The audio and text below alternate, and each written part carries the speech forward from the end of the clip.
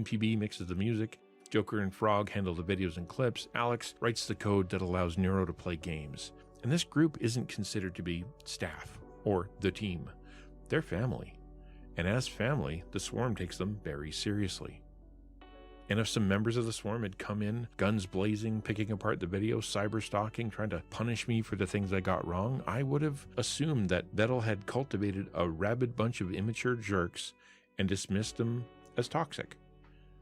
Everyone knows that no matter how positive things are, it's the negative comments that seem to stick. So if you really like your favorite creator, the best thing you can do when it comes to correcting mistakes is to present the facts in a kind way.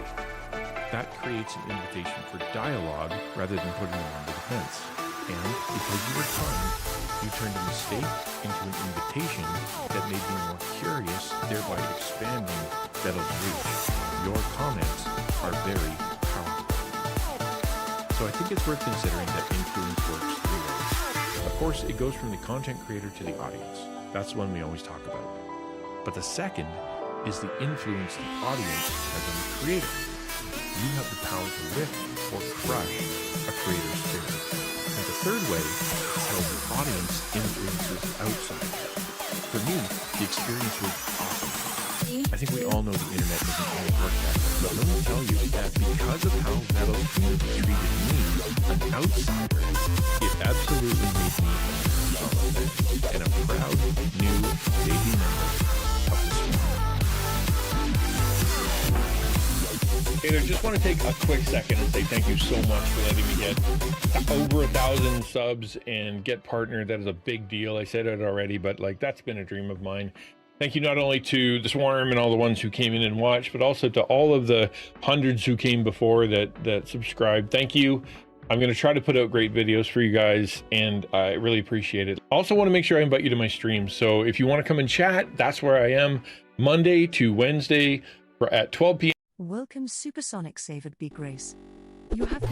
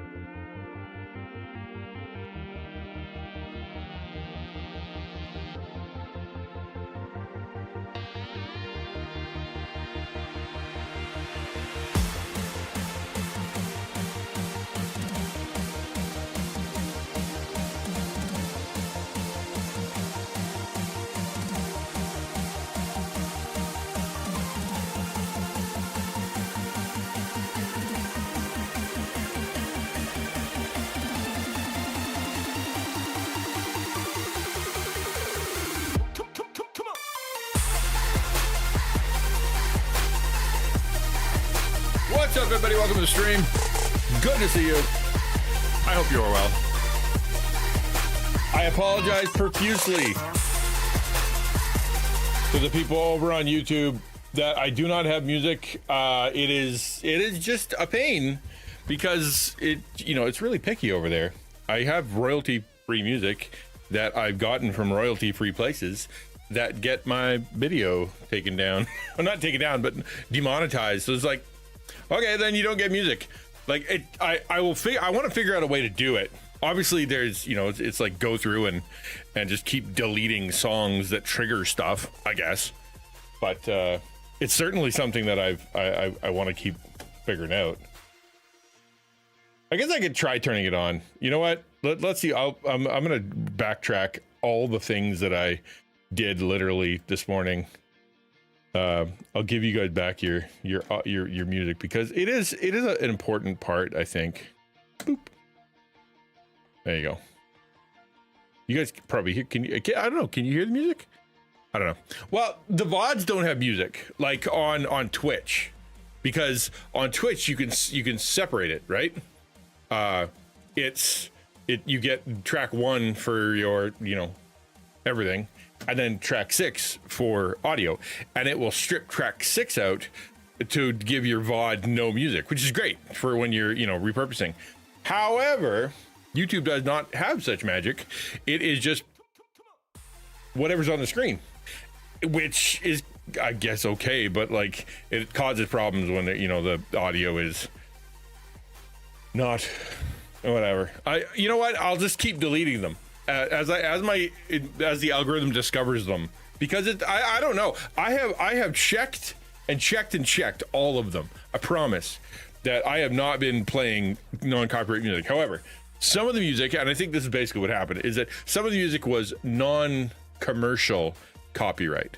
So as soon as I flipped over to copyright, or to being a partner, it's like, oh, you're no longer non-commercial, so you're under a different thing. Which, yeah, all right, fair. You want your money for a good music? Yep, I get it. But it is crazy that you could do a 4-hour stream and then there's nothing, there's like, it just takes it all away because of one song. Actually, something cool on YouTube right now. If you have the song that gets you out, it has a button now to remove song, which is very cool because it's very AI. It is, instead of just, because it used to just like chop out that section or mute that section, now you can actually have it like literally delete the background music and keep what you're saying, which I think is just stellar. But you know what, YouTube, if you just gave me the ability to send 2 tracks and one of them having the music, that'd save both of us some power. You wouldn't have to use all the AI juice, all right, so today, are we in a category? No, we're not. How did I figure to do that? All right, there we go. Now we're in a category. So we're going to be doing, hey Jones, we're going to watch another video today. I don't want to become a reaction channel, obviously, but I found a really good video for content creators that I think is going to be just helpful to me and helpful to everybody, by a very, very creative content creator. She's easy to watch and she's very smart. So it'll be good. It'll be good. It's all about how to transition from part-time to full-time. Now, I know it's like, well, I'm not going to do that. I know.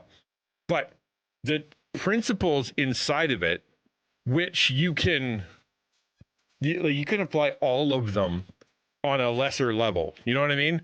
Like you can apply all of what you're doing in the I'm going to become full-time to your part-time if you want to take it seriously. So you just do it less, right? You don't have to like, what am I going to be my income, whatever. It's just like, what's my plan for if I do get, $100 from Twitch, what am I going to do with it? Am I going to pay for new equipment, or am I going to roll it back into advertising? Like just think it through kind of thing, as opposed to, how am I going to make all of my income off this thing? So it's cool. I think it's great. I'm looking forward to seeing more of it. I'm very thankful that AI, or that YouTube has the AI summarize button. It is very helpful because I will go through videos and I'm like, I wonder if this is any good. And I just hit the, summarize video button. And it's like, this is what happens, and this is what she says, and this is when she says it. And I'm like, okay, great. Cool. Let's watch that one. So I'm excited to start this thing. However, it is an AMA, so if you guys want to chat about anything, I'm more than happy to chat. I am ready, by the way. So if we are still continuing, I didn't turn on the Sub-a-Thon. Yeah, I was about to say I have Sub-a-Thon. I didn't add. Oh no, timer. Add 030000. Enter. Yay. Good morning, shenanigans. So these are getting few and far between. There's like, I don't know, like 5 or 6 left in here. And so I said to my son, go pick me up some more just in case, right? He was already out. And he's like, okay, no problem.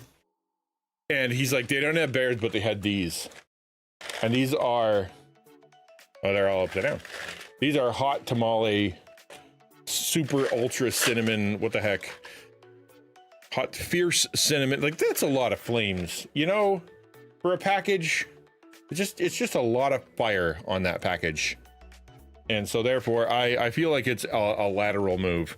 We'll have to change it from spicy gummy bear stream to just spicy stream, which has its own implications, right?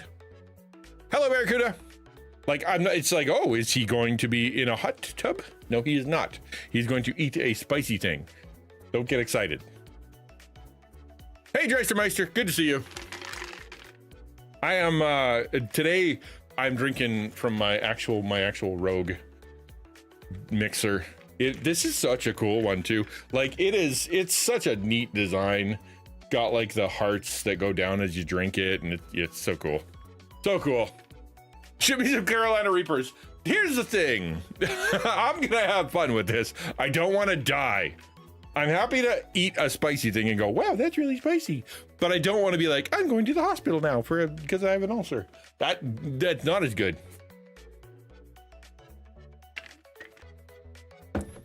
The sensation when it goes out says that simple on YouTube. Yeah. I get that. But like, so I really like hot wings, and if I have hot wings, no problem on stream, yeah.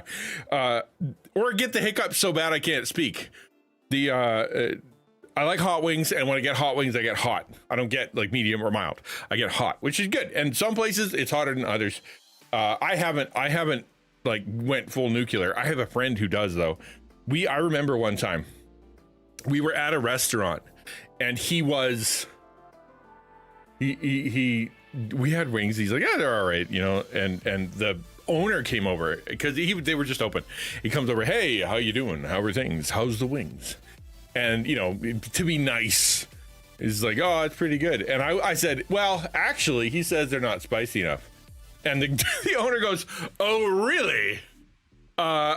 We were doing some experimenting in the kitchen, and we just happened to have a bunch of Carolina Reapers all chopped up in a, we were doing something in the kitchen and trying to figure something out. So we have a bunch. Would you like us to make you a sauce using those? And he goes, yes. And I'm like, wow, okay, cool. Because he really does. He likes spice. He eats spice all the time. So it is not a hardship. He's not going to hurt himself. However, holy moly, the sweat pouring down his face. He's like, yeah, those are spicy. No question. And I've never seen him do that in my whole life. So I'm like, I smelled from across the table, and I almost choked to death. Like, it was very hot. So I am not going to be doing that. Oh yeah, that one super spicy chip that people thought would be cool and do a, but had never had spice before, and started there and then went to the hospital or touched themselves in the eye. Good golly. Some people shouldn't be allowed to make that kind of content. You're gonna hurt yourself.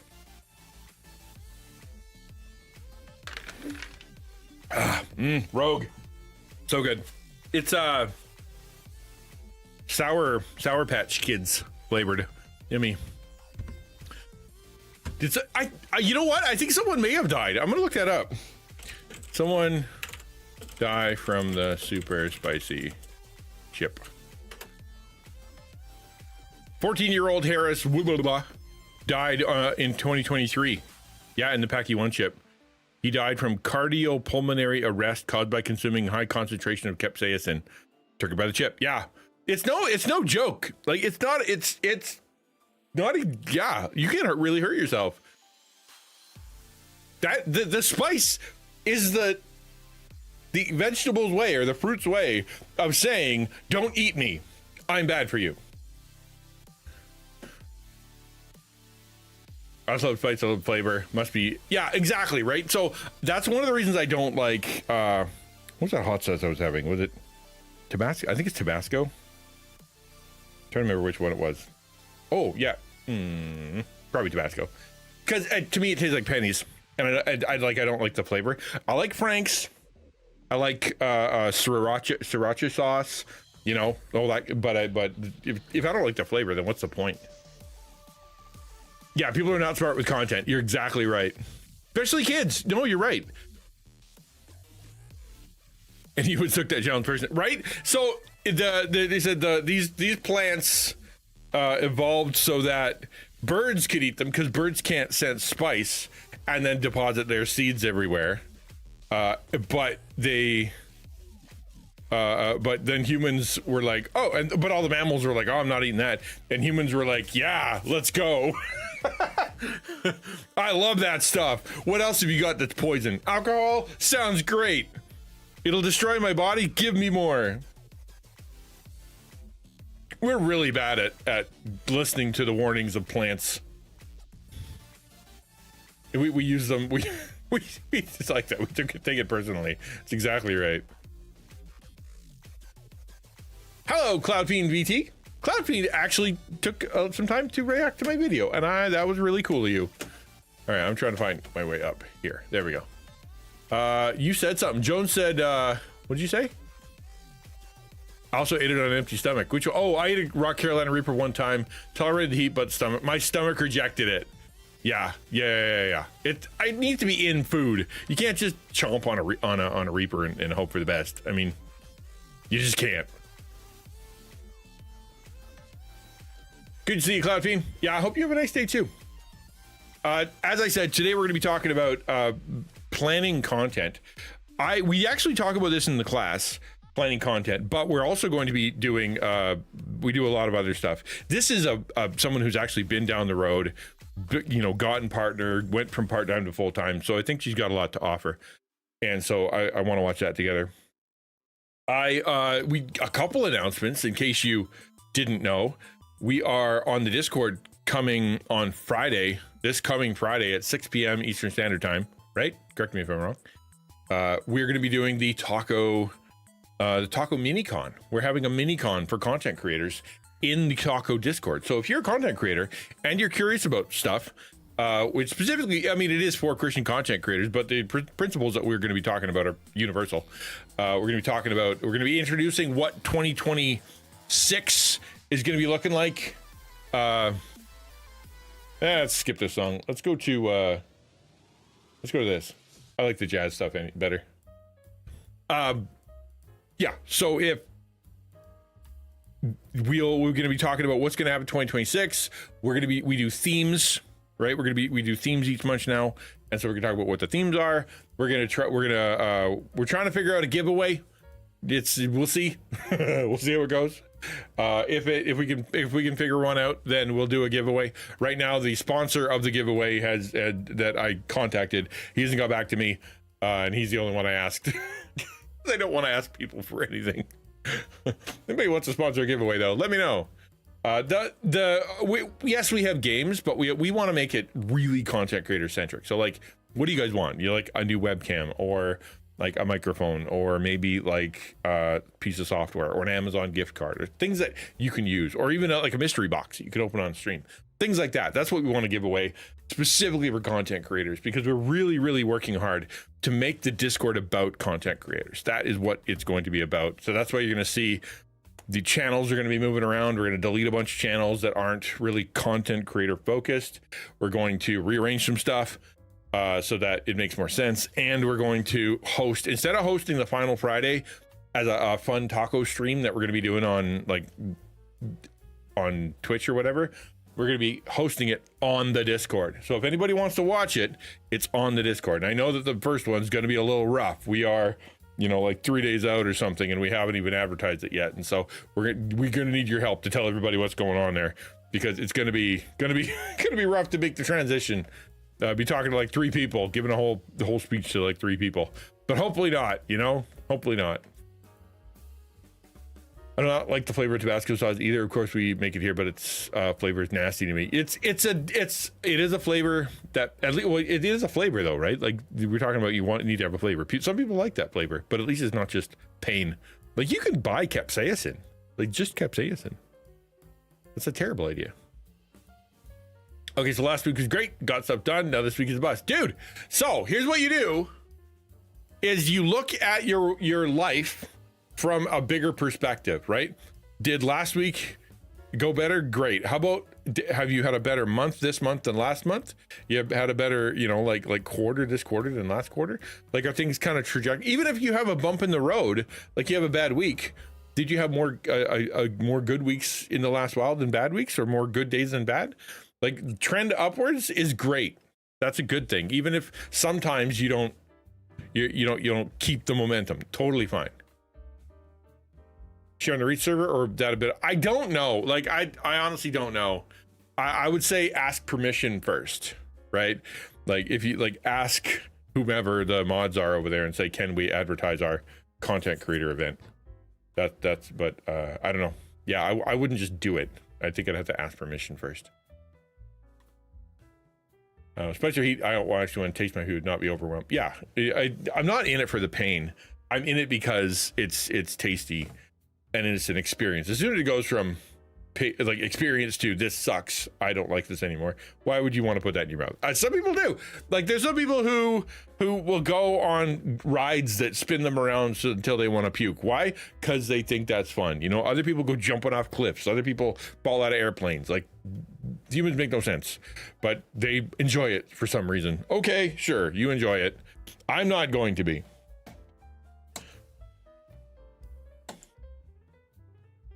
So the plan is this: we're going to be watching this thing, but before I do, I want to make sure that we have a chat, or if you guys have anything you want to say.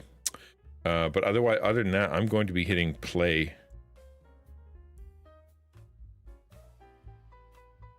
All right. Let me know if there's anything you want to talk about first, and then otherwise I'm going to hit go on this thing.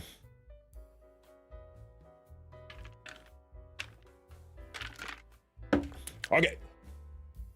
Pause. Let's go. We'll pause along the way and talk. Today's 1 year. 1 year from the bad stuff. Today's the anniversary. Oh, okay. Wow. Yeah, no, I get it. Yeah, I get it. That sucks, man. My brain, I have a blessed brain that doesn't allow me to remember dates and times and stuff like that. Like someone would be like, when did your, so-and-so die or whatever? And I'll be like, I don't know. Could have been 2, 3, 4 years ago. I don't know. I don't think about that kind of stuff.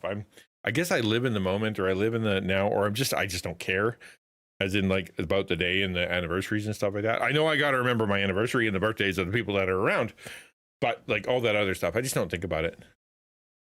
I know that other people do, and I know especially people who, who are detail oriented or understand some stuff better than me. I haven't felt anything super physical or mental yet, thankfully. Yeah, usually my body remembers. Isn't that interesting? Yeah, your body is like, okay, let's just feel miserable today. Why do I feel miserable today? What the heck? And then you look at the calendar. Oh, okay.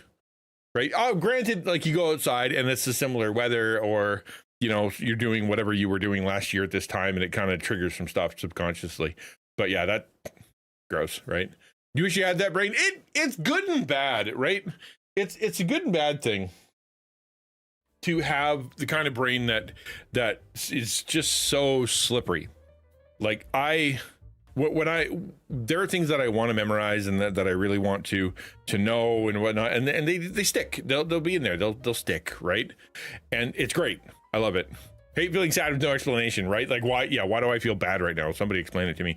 Is it diet? Is it sleep? Is it hormones? Is it memory? Is it relationship? Is it I'm too stressed out? Is it I need a nap?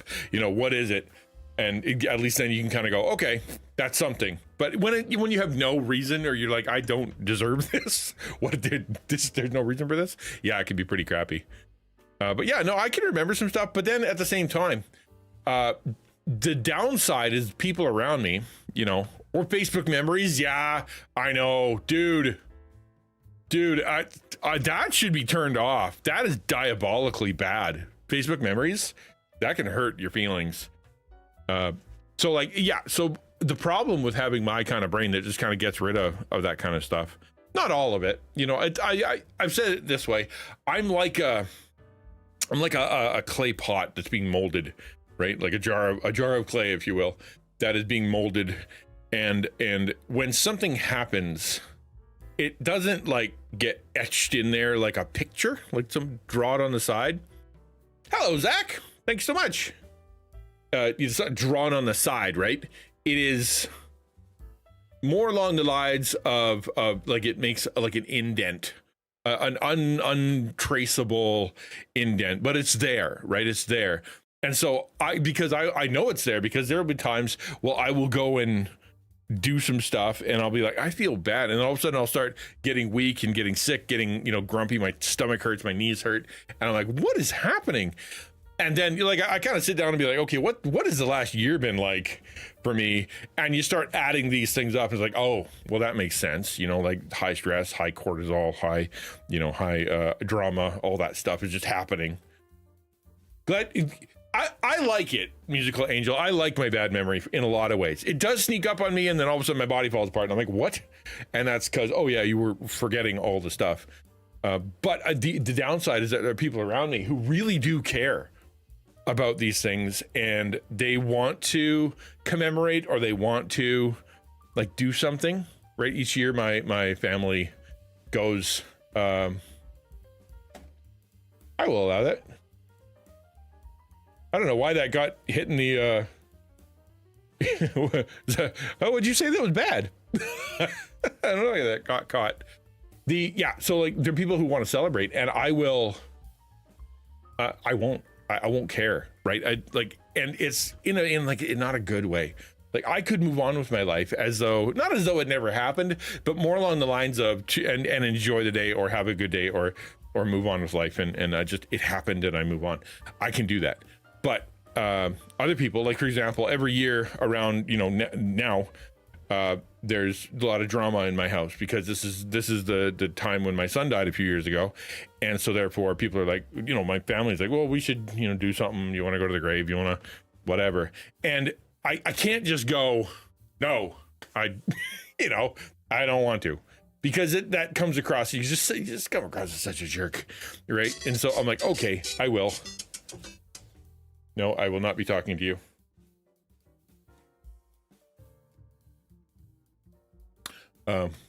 But yeah, you have to, right? You just have to. $4 or double and give to the next person. I'll take $4. Sure. Thank you. I appreciate that. You saying that, Zach. That's really nice of you. Wish I could read all the dumb, cringy stuff I've done, because it feels like the memories still define me. Really? So I can understand that, but at the same time, I'm like, I try to put myself in the position of going, why did I say it that way? Why did I do it that? What was I thinking at the time? Like was I trying to be cringe? Was it pride? Was it I was trying to be cool? Was it, I was something, like why was I doing it that way? And if it's like in that moment, at that time, it was the best choice I could make, or it's the best I could do, and I messed it up, okay, I can forgive myself for that. And also, the second thing I try to remember is that nobody remembers anything ever, right? So if you go to a restaurant, right, and you say you trip and fall, and you just kind of you like, and the whole, everybody kind of looks at you and goes, wow, or you break a dish, right? We'll break a dish. That memory is gone from the entire room within 10 minutes. Nobody cares. You live in it. You're like, oh, I broke a dish and the whole room looked at me, and I just ruined everybody's night, and everybody thinks I'm terrible. But nobody remembers. Nobody cares. You know what I mean? Nobody cares.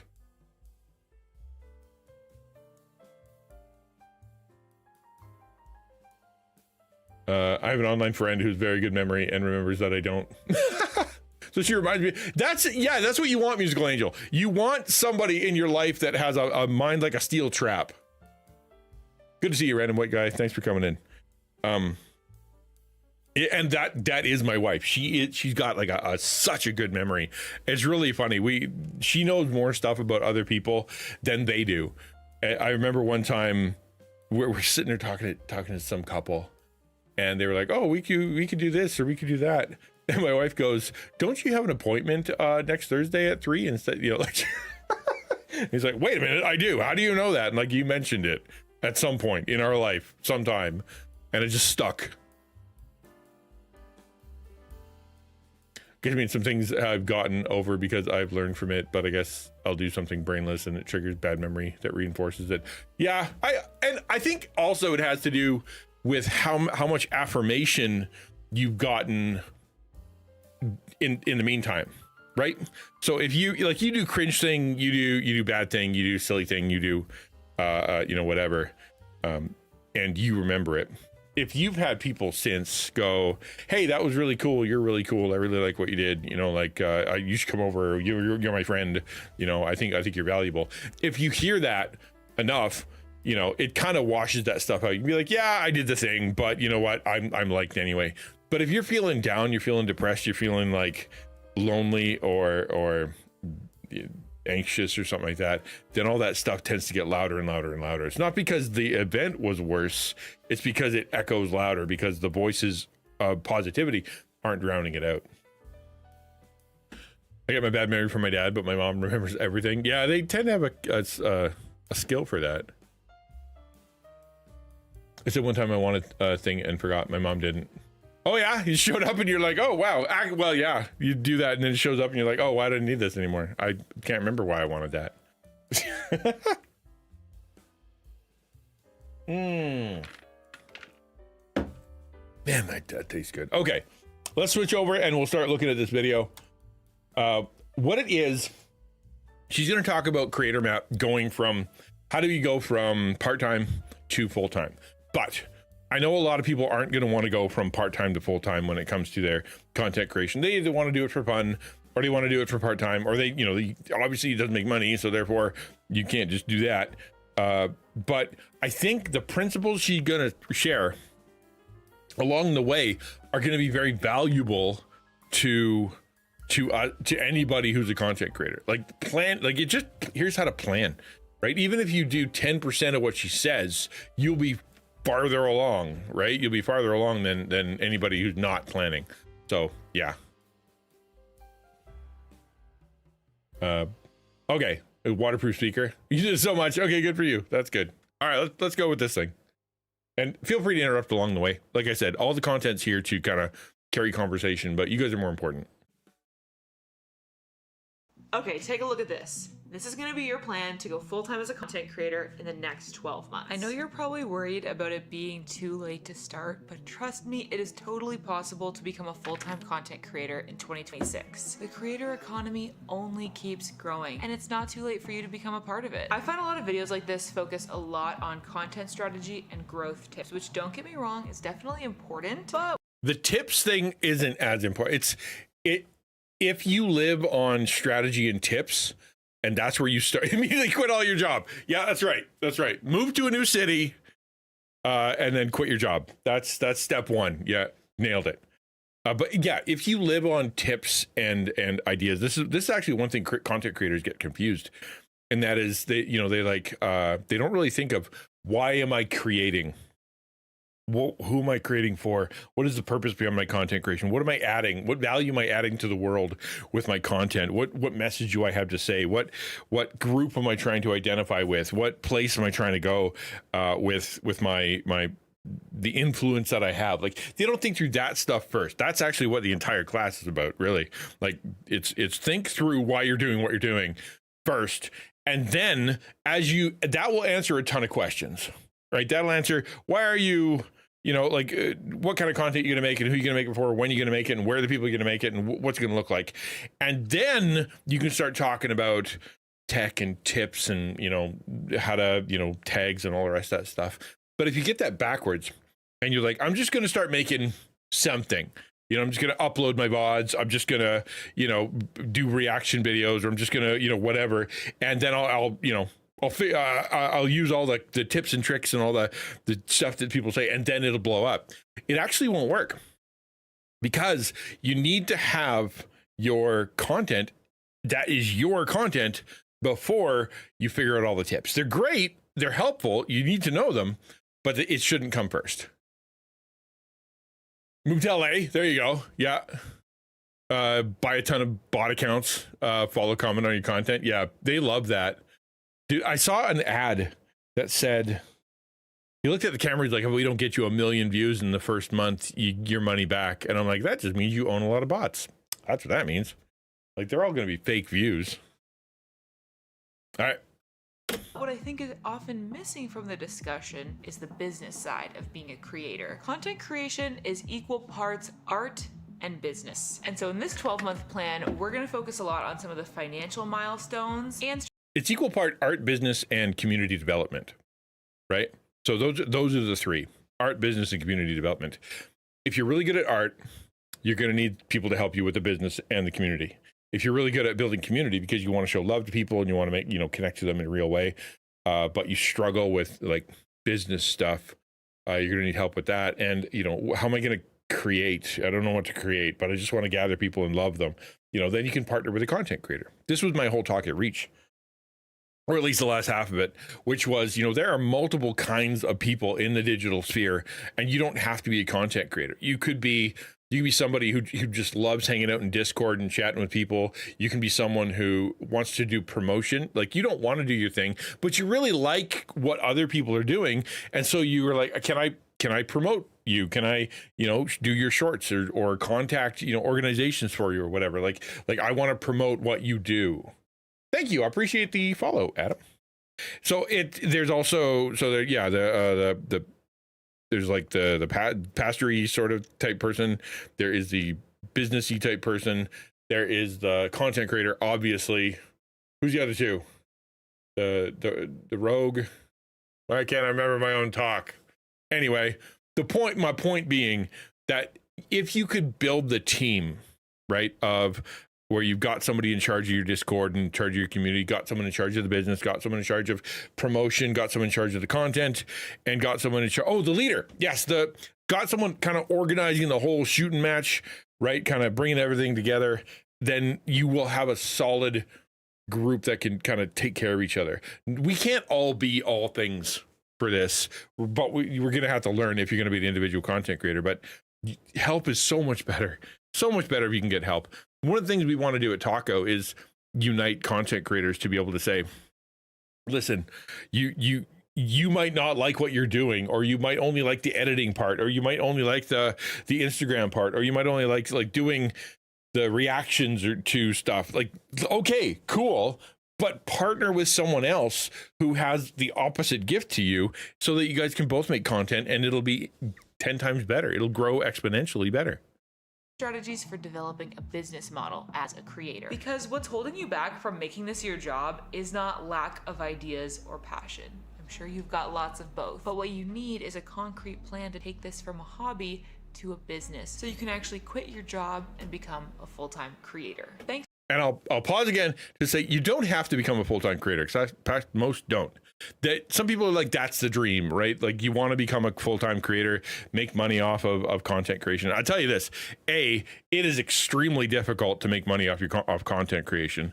And B, the grind is real, right? Like you have to give up a lot in order to be able to make consistent content of excellent quality by yourself, run your business, run all that stuff. It takes so much, and you're going to have to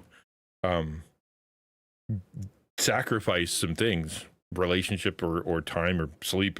It's just going to happen. And as a full-time content creation, if you aren't like really sold out to wanting to be a content creator, like, you got a fire in your bones to just get your music out, get that art out, get that, get those video essays out, get the connect to people on stream. Like, if it's not like, I must do this, I feel like I have to do this, if I don't do this, I'm going to explode, right? If you don't have that, you probably don't have the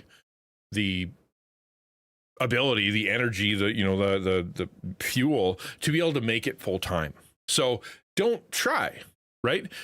Put your effort into it as much as you can as a part-time, and enjoy that part, because as soon as you put the pressure on to become a full-time content creator, you are going to be miserable if you don't want to be there. However, if you do want to be there, just realize it's going to take a lot more work than you think it will take, right?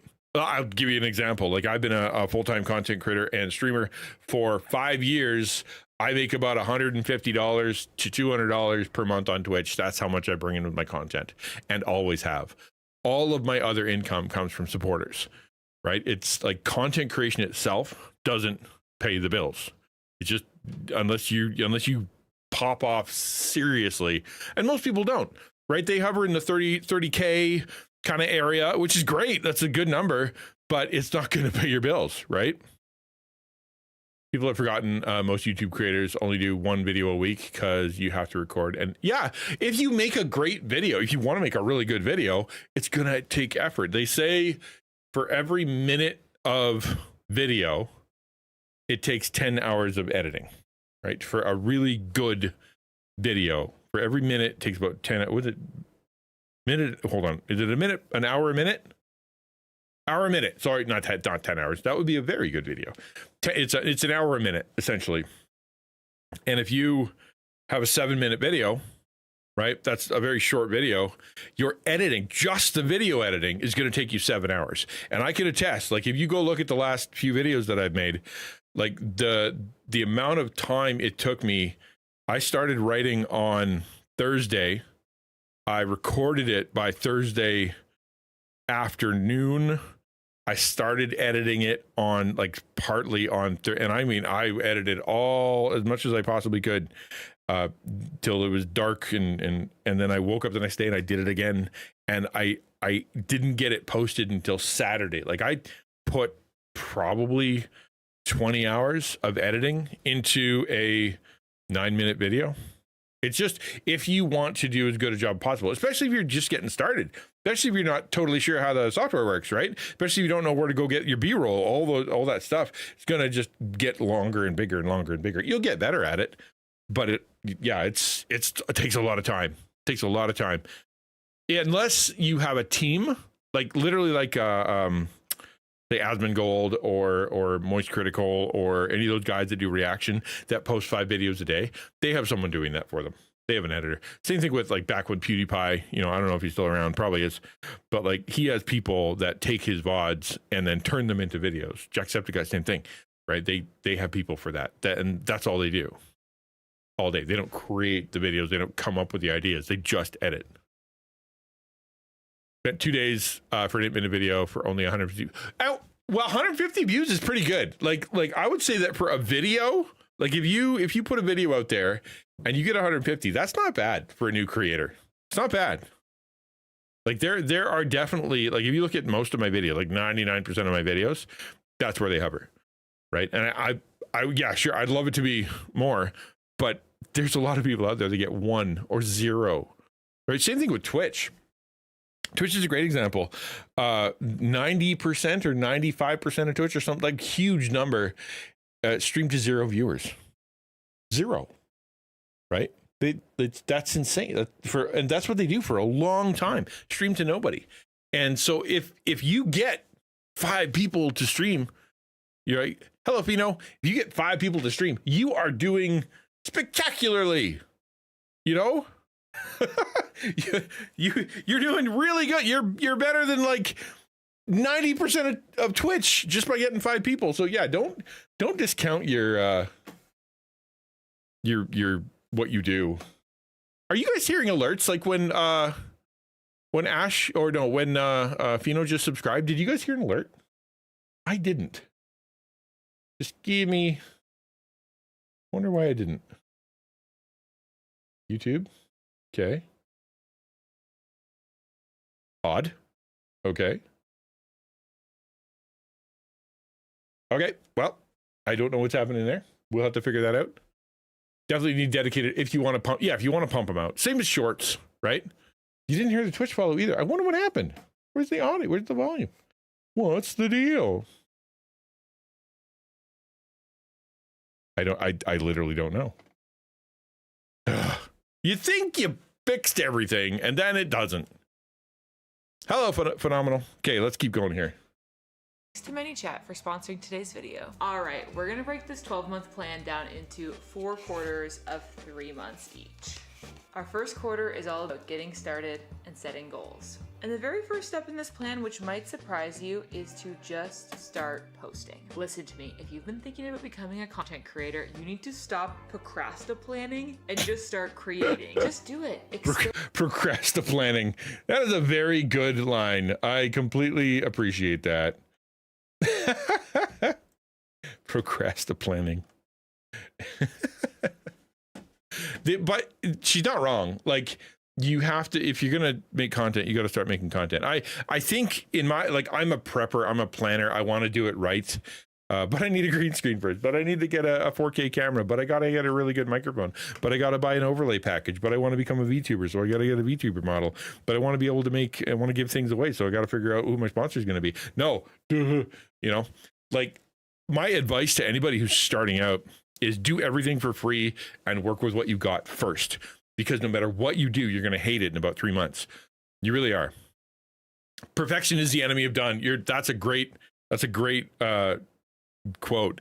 I would say that like, if you already have a webcam, and then use it. If you already have, you know, go get a free overlay pack, right? They got a million free overlay. Go get that one. Work with it, right? If you have use the free version of OBS, use all the free plugins, use free alerts, like, just do that first, and then work with the system, get good at it, you know, kind of figure out yourself what you want to do. And then as you discover who you are as a content creator, or as you learn more, you can start, you know, whittling down and customizing. But if you start that way, and I'll tell you, like, if you go look at the last video that I released, you'll see the 5 different versions of my stream that are wildly different, because every time I look at my stream, I hate what it looks like. And so I go, we got to change all that. And you're going to do the same thing too. Same thing with YouTube, right? Yeah. Go watch some videos. So corpo lingo. It is. I mean, it's not bad. It is. It's a good word. I'd say go watch some videos on how to edit, go watch some videos on, you know, how to shoot camera, how to set up lighting. Like, you need some of that stuff, because otherwise it's going to look bad and it's not going to work. So kind of learn some of the tech first, but then at 80%, once you're 80% kind of knowledgeable about what you kind of doing, you're not great at it, but you know enough, right? You know what 3-point lighting is, you know how to, you know, you have the free video, you know, you got DaVinci on your computer, you're using your phone with proper settings, things like that. Blackmagic app. If you don't have the Blackmagic app, go get it. It's very good. Things like that. And once you've got that, then go ahead, just start. Because as you learn and as you post, you will just get better and better and better. But you'll never get better if you don't start posting.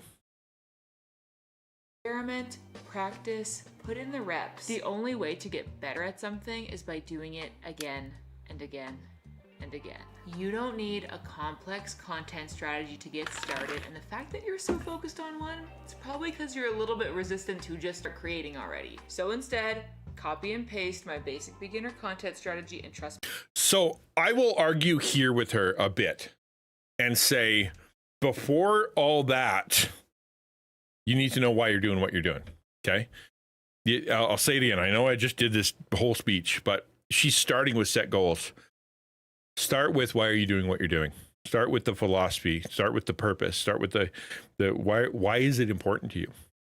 Because if you start with the I want to be popular, I want to make $1 million, I want Mr. Beast to discover me, you are not going to be able to make any content, because it's not strong enough. It's not a good enough motivation for you to be able to make good content.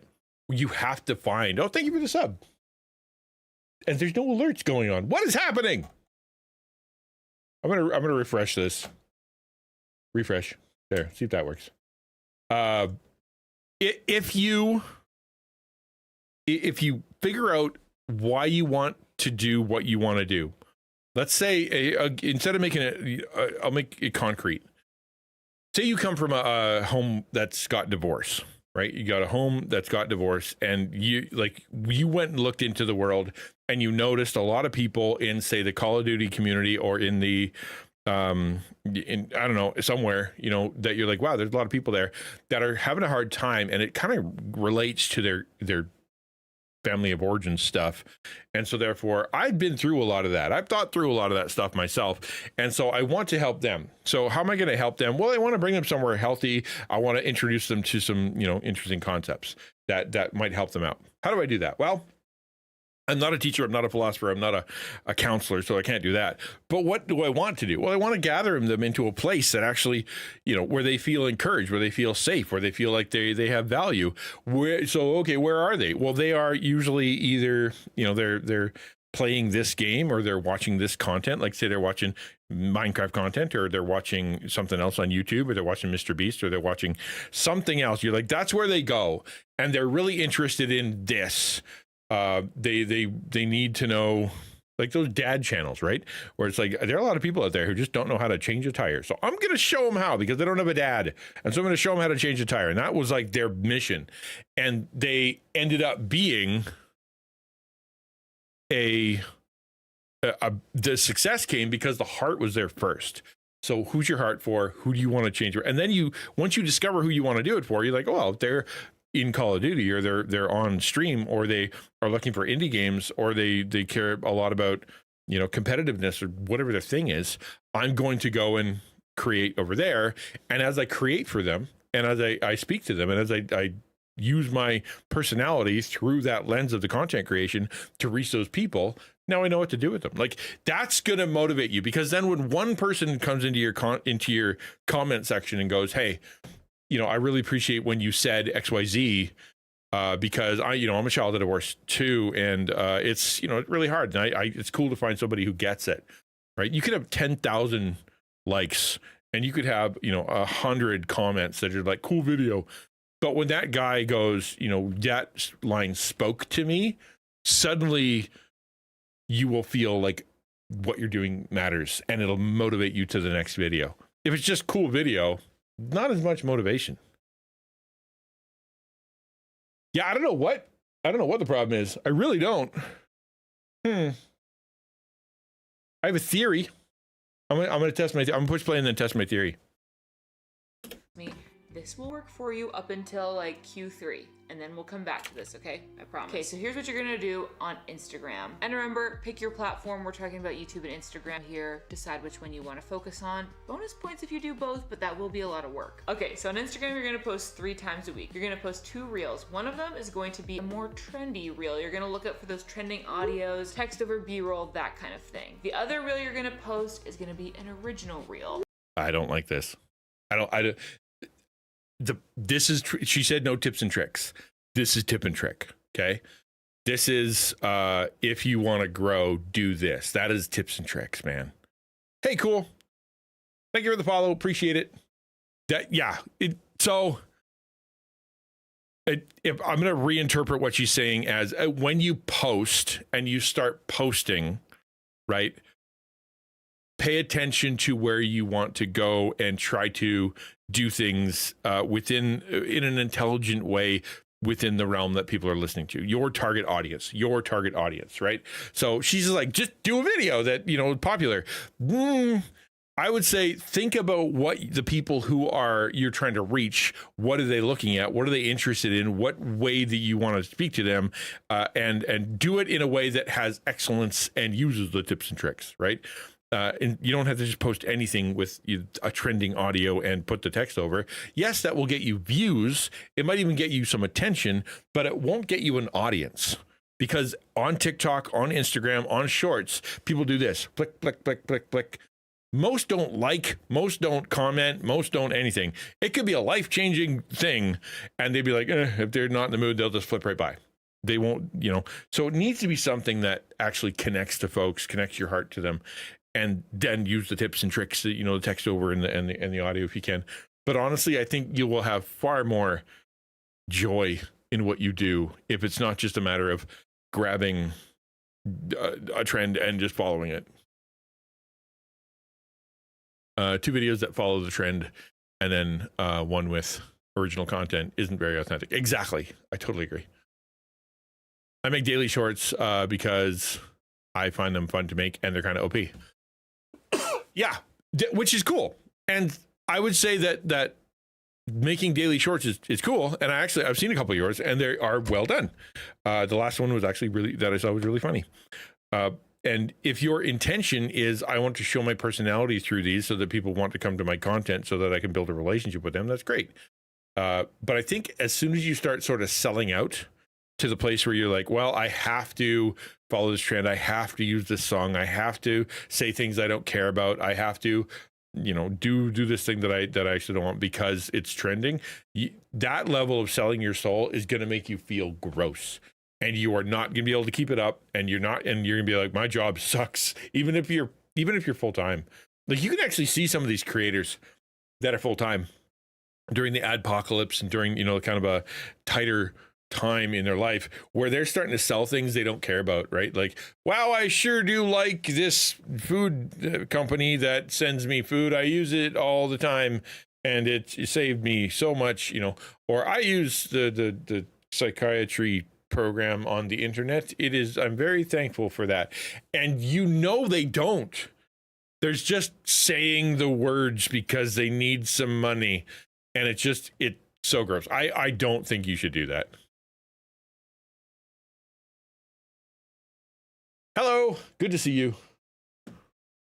Good to see you, Shadow. How you doing? One where you're like talking to the camera. Maybe it's a vlog, a tutorial. It's going to depend on your niche. And talking to the camera is important. I think that's good. That's one thing that Clout does. Talk direct to the camera. That's a good thing. Very good thing. Sneaking in from YouTube chat, you might have mixed YouTube subs and Twitch. Yeah, I saw that. You said that. I don't know what that means, but I have two completely different overlays. Like if I do, hold on. If I do event emulator subscriber tier 1. See? And then if I do this, I go to and I do emulate a subscriber event.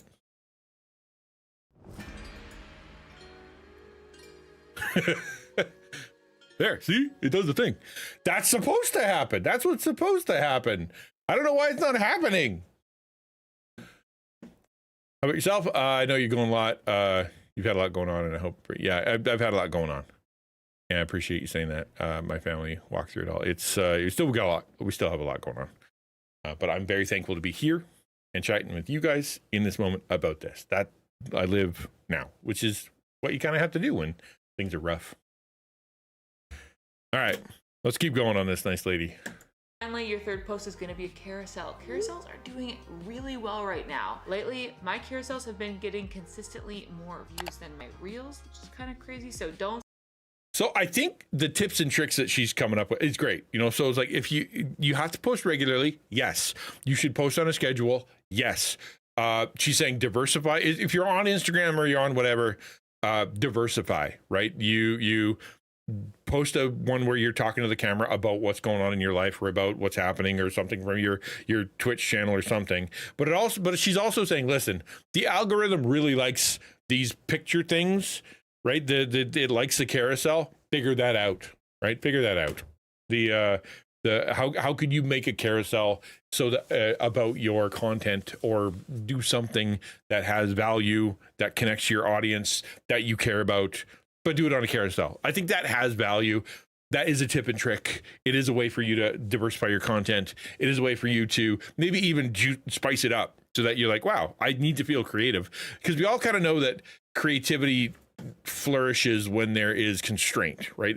That is just universally true. If you constrain an artist, they will do a better job than if you say, here's every color in the world and every piece of, every tool. They will get overwhelmed, know what to do. You say, here's a piece of chalk and a piece of paper, go. An artist will work with that and create something far better. Within the constraints of going, listen, I have to come up with a reel, or I have to come up with some kind of carousel picture, or I have to come up with something. Yeah, I'm terrible at this because all of my pictures, I don't go anywhere, do anything. I just edit and I stay down here and I be depressed and drive people to the hospital. That's what I do all the time. All of my pictures would be that. So I have a really hard time with the Instagram thing because there wouldn't be anything else other than just me smiling, which is, you know, but I think that it is a good thing.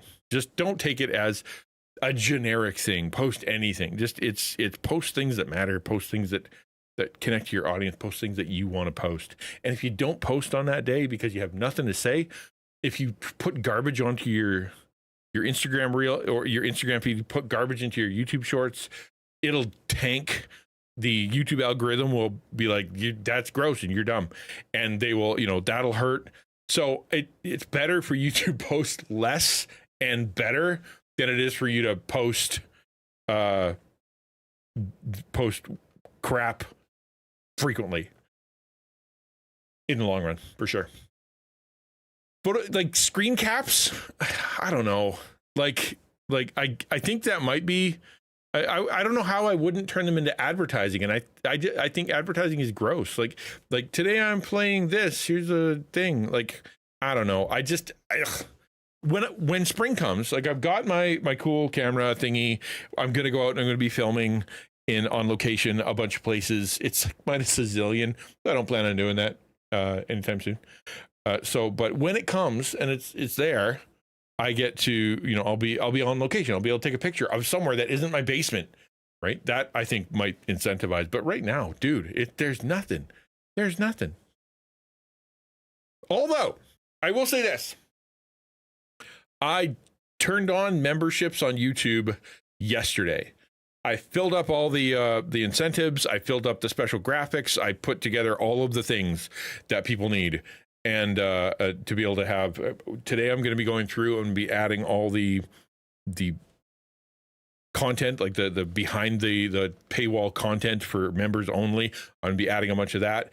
And it has a thing that you can post pictures to just your members. And I think that will be better because the members, as opposed to trying to catch the algorithm or use the right hashtags or any of that jazz, when you're talking to your members or you're talking to your subscribers or you're talking to your Discord, or you're talking to your friends, you could post like, hey, you know, good to see you guys. You can do that and it's still valuable because it's a personal connection. It's not going to do anything with the Instagram algorithm, but it'll connect to people that you care about, right? Yes, I should obviously just Bible verses, me did preaching at various locations. Yep, that'll do it. Because of my raw sexual appeal and how much people love Christians. That'll do it. On carousels. If you're trying to grow on YouTube, you're going to post one long form video a week. Trust me, that'll keep you going. You're going to be tempted to post more often to grow faster. Instead of trying to do 2 long form videos a week, which will just burn you out, instead post an additional 2 shorts. These can just be like cut downs. Cut down to your long form videos, okay. Of your long form videos. If you're also this is something I recently did. I will show you. Let me pull up my studio because I want to show you guys what I did, and it was really kind of. I think it's clever. I think it's smart. So if I go to content, the last 2 videos, right? Those were bigger videos that got 20,000, 40,000, give or take. But what I did with my shorts is I took a chunk I thought was the best chunk out of my horizontal that I thought would be interesting, and I just edited that section vertically of the horizontal video that I created. And so because it was custom content, because it wasn't just like a thing or like some kind of meme or whatever, it caught the audience that I wanted to catch, which pointed more people at the video, because YouTube does that, right? What I normally would have done, or what I have done in the past, is I do a clip from the stream, and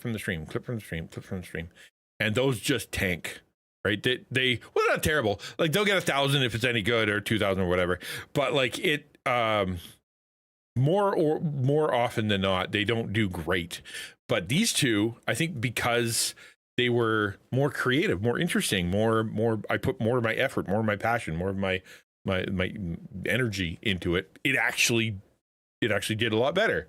So I would say that she's right in that being able to kind of go post this stuff. It can be an edit of something you've already done, but edit, change the edit so that it actually looks nice in the format that you're trying to send it out in. Otherwise it's going to be, just big and people aren't going to look at it.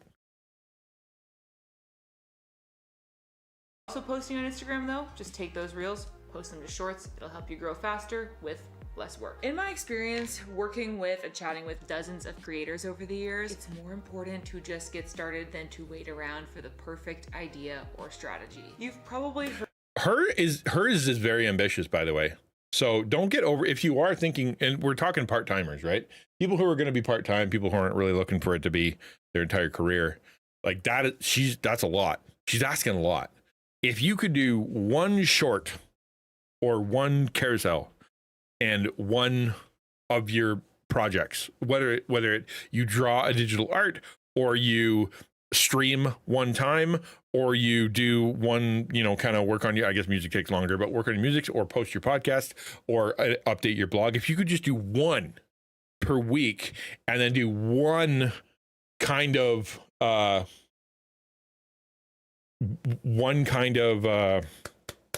short, like why my brain not working? I looked at the content. I'm sorry. Give me a second there.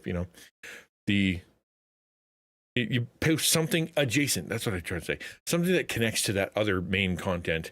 You're good. You don't have to do a ton. Once a week with a little bit extra is plenty, and you'll do fine. I just realized that my thing crashed. That's why I can't see you. Okay. Doing fairly well. Okay, sorry. Yeah. Does it not work if I subbed? I don't know. Yeah, I don't know. Heard the old story of the two art classes before. In the first class, the teacher assigns the students to spend the entire semester working on just one painting. They can have as long as they want to make it absolutely perfect. The second class, though, is told to simply make as many paintings as they can and not worry about their quality. By the end of the semester, the class who produced the best work was actually the class who focused on quantity, not quality. Because ultimately, they had more opportunities to practice and improve. Trust me, your perfectionism is holding you back from actually getting anything done and seeing the growth you want to see. So just start posting using this strategy, okay? Okay, while you're in the midst of posting a version of that strategy, and it's never going to be perfect, so good enough is pretty good. On this schedule, you're going to want to clarify your goal. I'm sure at this point you probably have something in mind beyond just I want to be a creator. So we're going to crystallize those goals and thoughts here. The more succinctly you're able to answer these questions, the better, because that's totally backwards. She's wrong. I won't say it for the third time, but she's wrong. Your goal comes first. That's like saying get in the car, start driving, and just start driving. Keep driving, and once you and then now we're going to start talking about whether or not where you want to go. No, that's not how that works. That's a good indicator that you've got a solid and clear idea. Question number 1. What will your content be about? Look, you don't need to adhere to a strict... How is that number 2? What?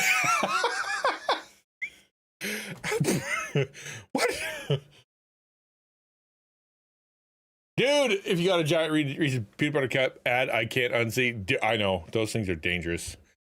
You mentioning it makes me want to go eat one. It's so funny. Just start posting. Posting what? What's your content about? That's the first thing. It's not even the first thing. Why are you making content is the first thing. Who is your audience is the second thing. How do you connect your content to your audience is the third thing. What's your content about is the fourth thing. Yeah, okay. Okay. Niche necessarily, but you kind of do need to be able to answer someone. If, like, let's say you meet someone new and you talk about being a creator and they're like, okay, cool, what's your Instagram about? If you can't answer that in just a few sentences, then that's maybe an indication that your direction is not clear enough. If it takes you 5 minutes to explain. We actually work on this in the class. This is a great video for advertising the class that's coming up in February. We talk about what is your mission statement, Welcome to the XtianNinja channel, where we have wait, screwed it up. Welcome to the XtianNinja channel, where we're building an open, meaningful community for the lost, willing, disenfranchised around the internet. I'm also the executive director of TACO, the Alliance for Creative Outreach, where we resource and train and encourage Christian content creators from around the world because they need it. Right? That's me. That's what I do. That's what I do here. Is it perfect? No.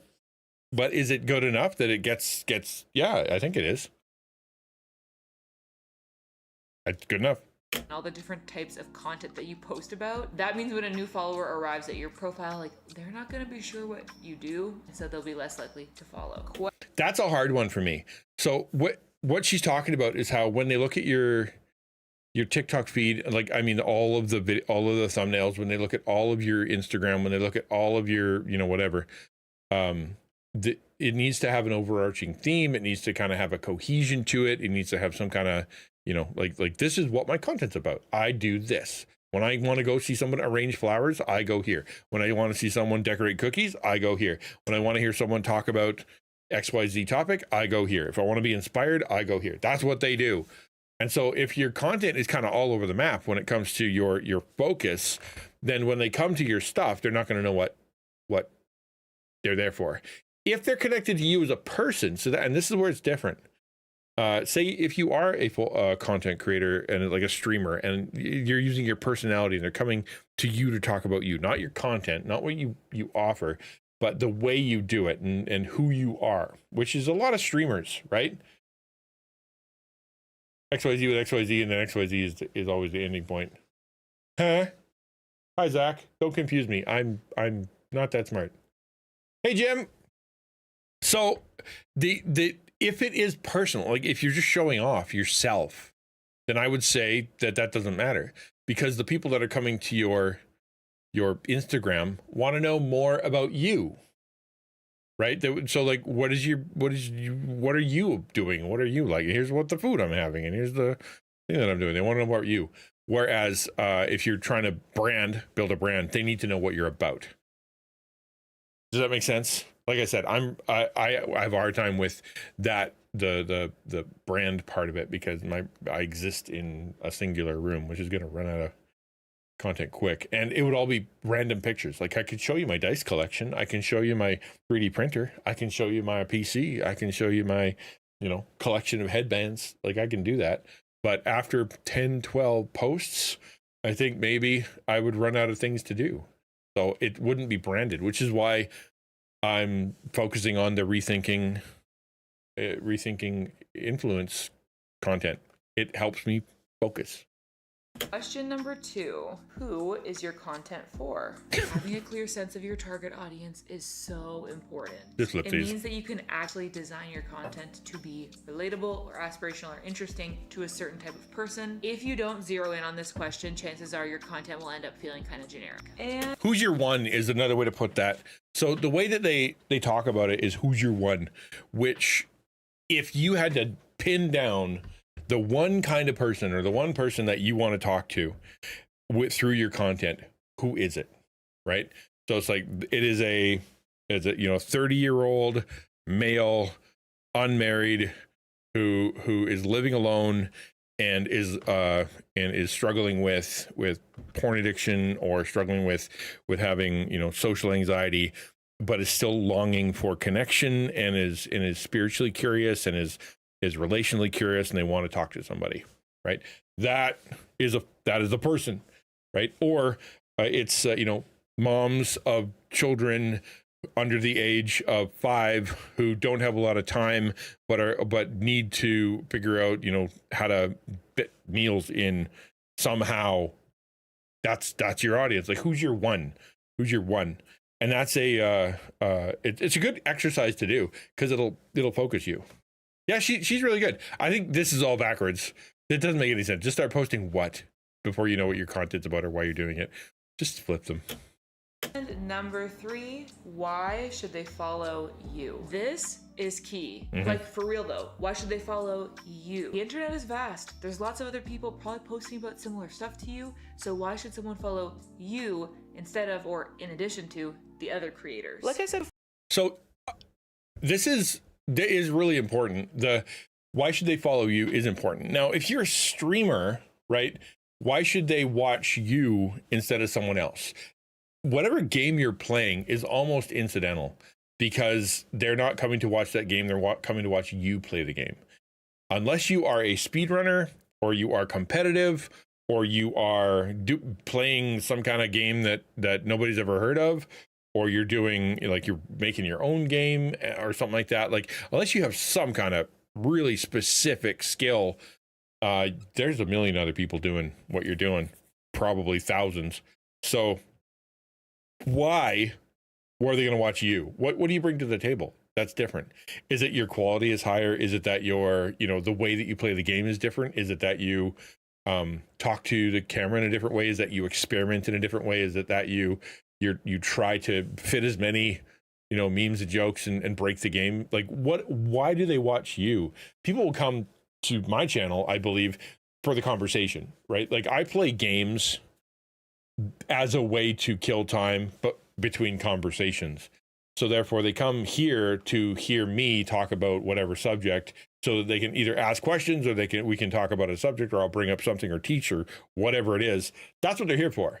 And so it's not that they're coming to watch me play a game.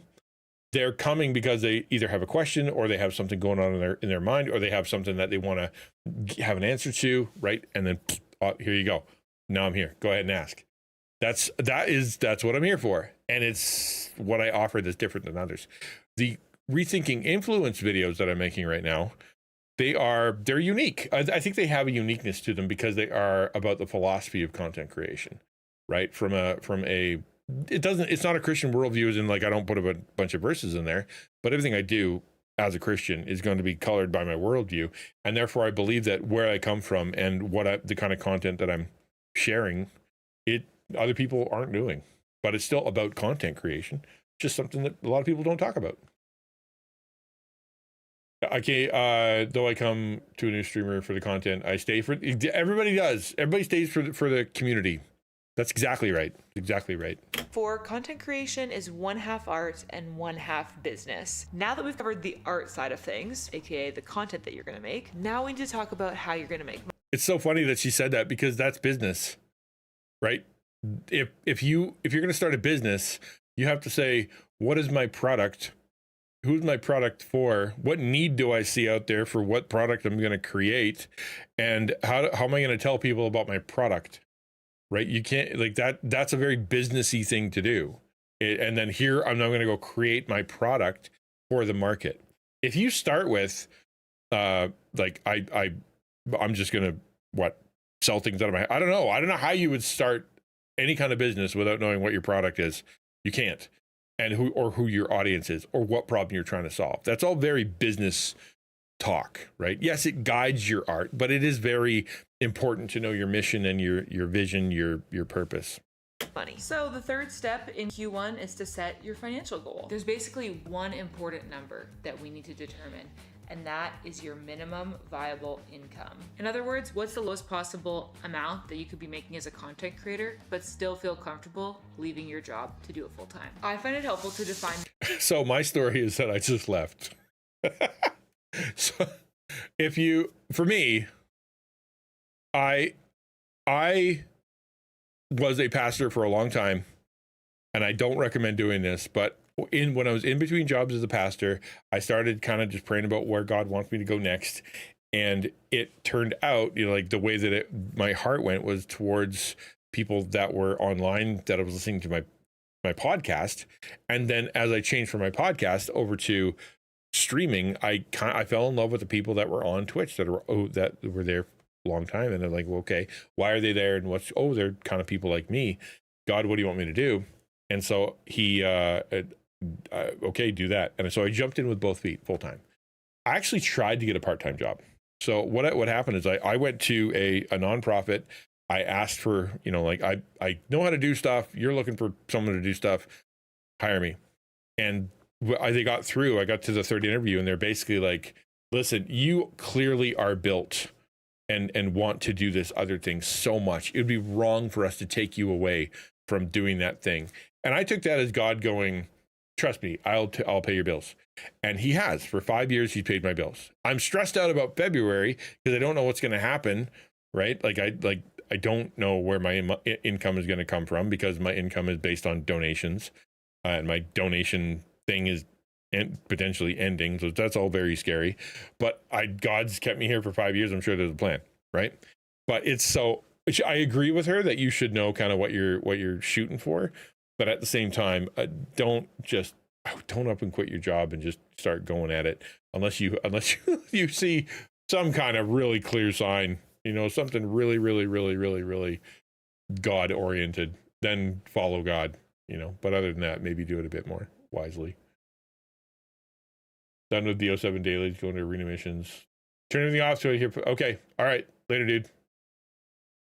This number now, because here's the thing. As a content creator, you're not going to start making 100K overnight. Your income is going to grow slowly, bit by bit, kind of like this. Now, if you allow your personal spending to also grow slowly, kind of like this, then you never actually feel any richer. Because at least to me anyway, I think feeling rich is about this gap being bigger. It's that feeling of knowing that you have a cushion, that you could be spending more, but you don't, because you've got everything you need. So this is actually something that people do a lot.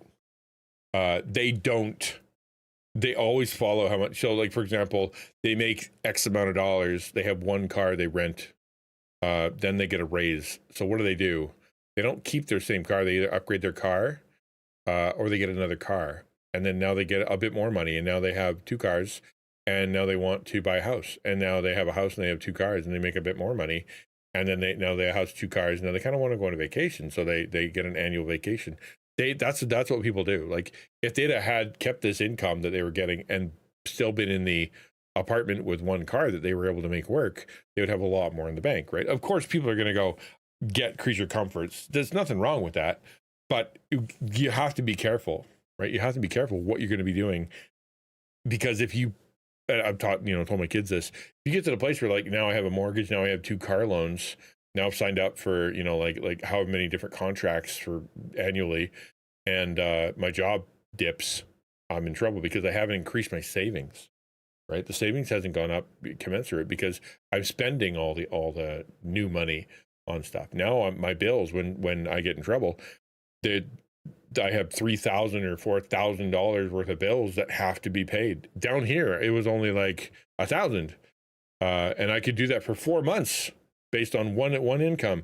But no, I can't do that now because I've increased the amount of contracts. Like, that's just wisdom. You got to be careful with that for sure. Content creator make millions on YouTube. Already lived in big houses. I don't know. Some people pop off from out of nowhere. And like when people win the lottery, and then they go spend all their money. It happens. People are like, okay, and now they're broke again. Yeah. Or people become sports. This is a big one. In like the NFL, they get these young men right out of college and pay them $1 zillion. So they go and they buy a zillion things, and they get the mansion and they get the cars and they get they all that, and then once they retire, how many years later, because they got hurt or something, now they have to sell everything, sell their cars and sell their mansion and sell everything because they don't have any money because they didn't save it. There's actually a few years ago I was hearing about that with the NFL. They have some kind of program where someone will come in and basically say, hey guys, here's how not to do that. Shaquille O'Neal, I've seen a bunch of clips of him where he's like, yeah, when I started doing this, I can't remember, it was his dad or someone stepped in and was like, why do you need 5 cars? Why are you buying what you're buying? What is going on? What's the point of it? How many can you drive? Sell those? Like, it's dumb for you to be, flexing in that kind of way. Do something better with your money. And then, he became massively successful businessman. You can save for the future. This concept that I've just illustrated here, this is what we call lifestyle inflation. And I personally think that content creators in particular are quite susceptible to it. So let's just say, for example, this year you made... Because they're young. And everybody who's young is susceptible to that. And anybody who has mental health issues is susceptible to that. Anybody who's lonely is susceptible to that. Anybody who has felt unappreciated and suddenly starts feeling appreciated. There's something called happy fat, right? Where when things are going well, you start consuming more because you feel like you are, that things are good. It's not always a terrible thing, but it can definitely get out of control. make $5,000 as a content creator. If your salary was originally $75K and then now you're making $80K because you're including your content creation income, if you get used to having that $80K and your spending increases in proportion to that, basically now your minimum viable income has gone up. So instead, I recommend opening up a separate bank account for your creator earnings specifically. This is just good business practice. At some point, you're going to want to set up your business completely separate from yourself, potentially as a corporation or LLC. Yep. But for now, this is just a really great way to prevent lifestyle inflation because you're keeping that money separate. You're not just incorporating it into your everyday cash flow. So I had to do this recently because when I became partner on YouTube, it's like, okay, give us all your information. I want your passport and I want you to sign this and sign that and tell me what you're going to do. Just like lots of it all of a sudden just kind of happened. And it's very cool, like super fun. But at the same time, now if, you know, not that I'm going to get an influx of cash, like you have to make $100 before they'll even give you some. And I'm nowhere near. So I'm not saying I'm going to make a bunch of money off it, but I will say that it becomes very businessy, right? Where it's like, okay, now go sign this contract. Okay, now go sign up for Google AdSense. Okay, now go, now you have to put all your tax information in. If you go stream on Twitch, you know, you now work for Amazon. You really do. Amazon will give you your T4 or whatever your American version of T4 is. They will send it to you. And anything that you made on PayPal is going to be taxable. Anything that you made, like anything anybody gave you, all that, like the bits and like it's all taxable. Like it's not just, hey, that's really fun. I got some money. Suddenly it's really complicated. We have, like for me, when I was a pastor and I was, you know, my taxes were insane just because of how it works. And now my taxes are more insane because I've got income coming from multiple places, multiple countries, like around the world. Part of it is nonprofit, part of it isn't, part of it's US, part of it isn't, part of it's TikTok or Twitch, part of it is donation. Like it's insane. I pay every year an accountant to deal with it because I would go to jail. I would go to Canadian Alcatraz if it was left to me. So it does get very businessy when you start doing this. Could even be good to put it into like a high yield savings account so that you make a little bit of interest on it while it sits there. Not only will you prevent lifestyle inflation, but you'll also be passively creating a little emergency fund for yourself, which will make the transition from having a full-time job to being a full-time creator feel a little bit more smooth once we get there later down the road. Yep. And not only that, when you start making that money, and say you make your first $100 on Twitch or your first $100 on YouTube, if you go and spend that on pizza, right? That's fun. Okay, sure, that's fun. You treated yourself. Cool. I made money and I bought myself a pizza. Cool. But if you treat it like a business and you go, okay, no, that money is there because I need a new overlay set. I need a new camera. I need a new microphone. I need a new, this. I'm going to reinvest it into the stream, reinvest it into my content so that my content gets better, and eventually, it's like, I'm going to reinvest that into someone to edit my content or someone to, so I can go on a trip to make better content somewhere else, kind of thing. It's, if you see it as the engine for improving your content, then you will make better content, as opposed to it's pizza money, right? Then you'll be spending out of money you don't have to improve your camera. Now that we're entering the second quarter of the year, it is time for you to build your income stream while you continue to post consistently, okay? We're still following this plan. Don't stop until I tell you to. So let's create an income plan for you. There are so many different income streams that you can set up as a content creator, but I always recommend that beginners start in a specific order. The first one being affiliate marketing. Affiliate marketing programs are very beginner friendly because they don't tend to have any requirements in terms of follower count or video views. You can sign up for affiliate programs for products that you already love and use every day, and it would be very normal for you to post about them. So I'm a rogue affiliate, right? They reached out to me. They are like, hey, we like what you do. We like your vibe. We think it's pretty cool. We just watched a few of your VODs and they were neat. We checked on your stream. Would you like to be a rogue affiliate? And so I sent back and I'm like, what's rogue? And can I get a sample? Can I, get some to try? Because I don't want to just say yes. And I'm like, so what's the difference between this one and this one? Can you send me the, same flavor, but in different shapes? They did. They were cool enough. Like, I was a pain in the butt, and they just sent it to me like, cool, here you go. And I tried it. I thought it was great. I looked into the, what it does. Is it healthy? Is it, something that I can promote? Yes. Cool. And so I became an affiliate, and I don't make hardly any money off of it. I really don't. It is, it's very cool. I really enjoy drinking it myself, and I get a deal. I get like 40% off. So that's kind of fun. I buy myself. Probably I am my best customer, but it's very cool. And it's a product that I already like and that I already, enjoy. My second affiliate was with a coffee company. They were very cool. Dragon Roast Coffee, which was a company in the States that was themed D&D. And so we did Dragon Roast D&D session. It was really cool. And I was affiliate with them for, I think, 9 months, give or take, until I just realized that like I can't afford to get the product into my house. Like to order a 20-ounce bag would have crossed the border, and it cost like $100. It's stupid. And so I told the guys, like, I love your product, still amazing coffee. I cannot with good conscience promote your product anymore because I don't drink it. I can't drink it. It's just impossible. However, there is a coffee company in the town over that I do want to talk to. They are literally a 15-minute drive from my house. They brew coffee. They send it around the world. They're great. It's called Equator Coffee. I thought about going and talking to them, but what I want to do first, I want it to be more established as a successful creator. Like once I'm like a partner, or once I'm, I've got 10K, or once I've got something going on that I can, instead of me being a newbie. Like I've had a few other affiliates or affiliate programs contact me and be like, do you want to do this? And you can tell that they never watch the content. You can tell that it's just an AI machine or some kind of bot spitting out stuff. I don't want to deal with that. That's gross. And I want to partner with people that I care about.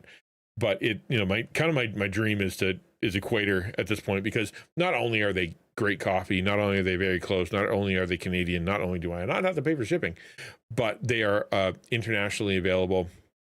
They're run by some Christians. They use their coffee beans to like help countries, or help people in those countries, like fair trade and all the rest of that stuff, and elevate the people out of poverty. Like, they're great. They are great, and I would like to work with them, but I want to earn it first. I don't feel like I'm there yet to be able to come up to them and go, hey, can I be your affiliate? But yeah, so she's right. Products you already know and love. I think, like, if you think you're going to make a bunch of money off of it, your money you're going to make is a fraction of a percent of the people that are actually watching. Like, I've been a Rogue affiliate for a while. I have talked about Rogue for a long time, and I don't know if I've made $50 in the last year, right? It doesn't make a lot. It's not going to be an income stream that makes you a lot of money. In fact, I've definitely spent more on Rogue than I've made. But if that's part of what they do. Like, they make you feel good about yourself, and then they're like, hey, you get a percentage off. You should order Rogue. And it's a good deal. It sucks to cross the border because it costs $1 zillion. So when they did a no shipping thing, I ordered a ton. So it would come to my house with no shipping. But yeah, it's this isn't going to make you a ton of money, so don't expect it to. See, promoting affiliate products as like training wheels for brand deals, it kind of gives you an opportunity to soft launch being an influencer, especially if you have never done any kind of thing like this on your Instagram before. Like, if you've literally never shared a link before on your Instagram stories, it's a really good low stakes way to get started. You do need to make sure that you are obvious about your selling. Apparently there's a trend happening on Instagram right now where people are like secretly promoting stuff, and they get paid, but there's no affiliate link. It's weird. Maybe there is an affiliate link, but it's not like it's like hidden or whatever. And basically they will do like a haul, and it'll be like, oh, look at the thing I bought, look at the thing I bought. Or they'll go to a store, oh, look at this thing, oh, look at this thing. And then they'll stop on a certain item, and they'll just talk it up. Like you spent 5 minutes on this entire bag, and now you spent 5 minutes talking about this one item, and then you look into it and you find out that they are they're an affiliate of that brand, and that was a secret ad. Like, that's shady. Don't do shady stuff.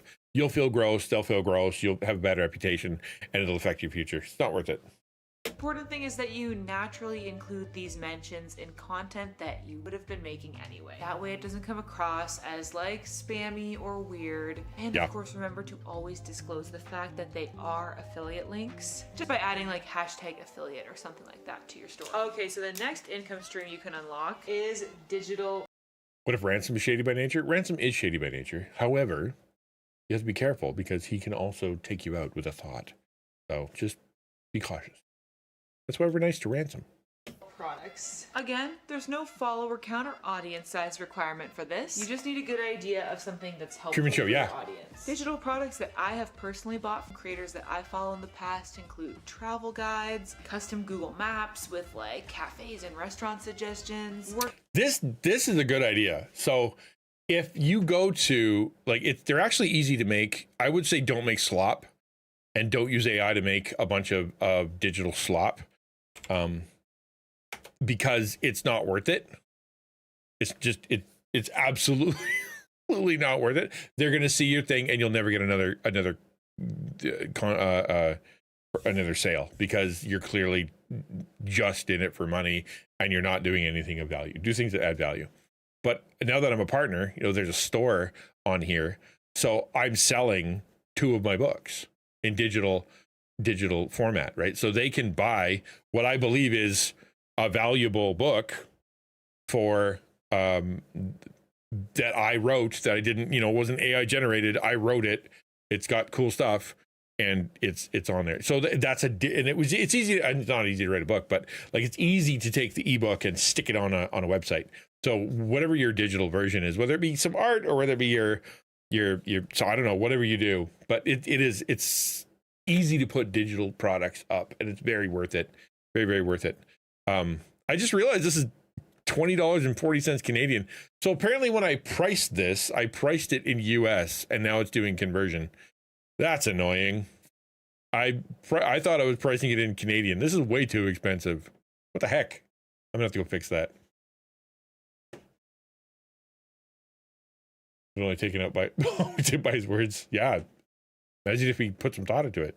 Workout plans, that kind of thing. You don't have to be an educational creator for this to work for you. Both of these income streams definitely will scale with audience size, but it's great to get them started before you have a big audience. Your niche actually will help, right? So, like I said before, so say it's you're looking for, you know, your niche is moms who need recipes, or your niche is divorced people, or your niche is that lonely 29-year-old guy, right? It's like, well, what have I learned? What can I put together? Like, maybe I can put together like a 5-day devotional. Maybe I can put together my favorite workout plan, or maybe I can put together something that I've learned that brings value to me, that I actually do, and I'm going to put it onto a sheet of paper, or a digital sheet of paper, and I'm going to put it onto my site. And you don't have to sell. You can sell for 99 cents, right? Just kind of go, hey, you know, like if you want to know what I've been doing, or you want to know how I do my schedule, my calendar, you want to know what I eat,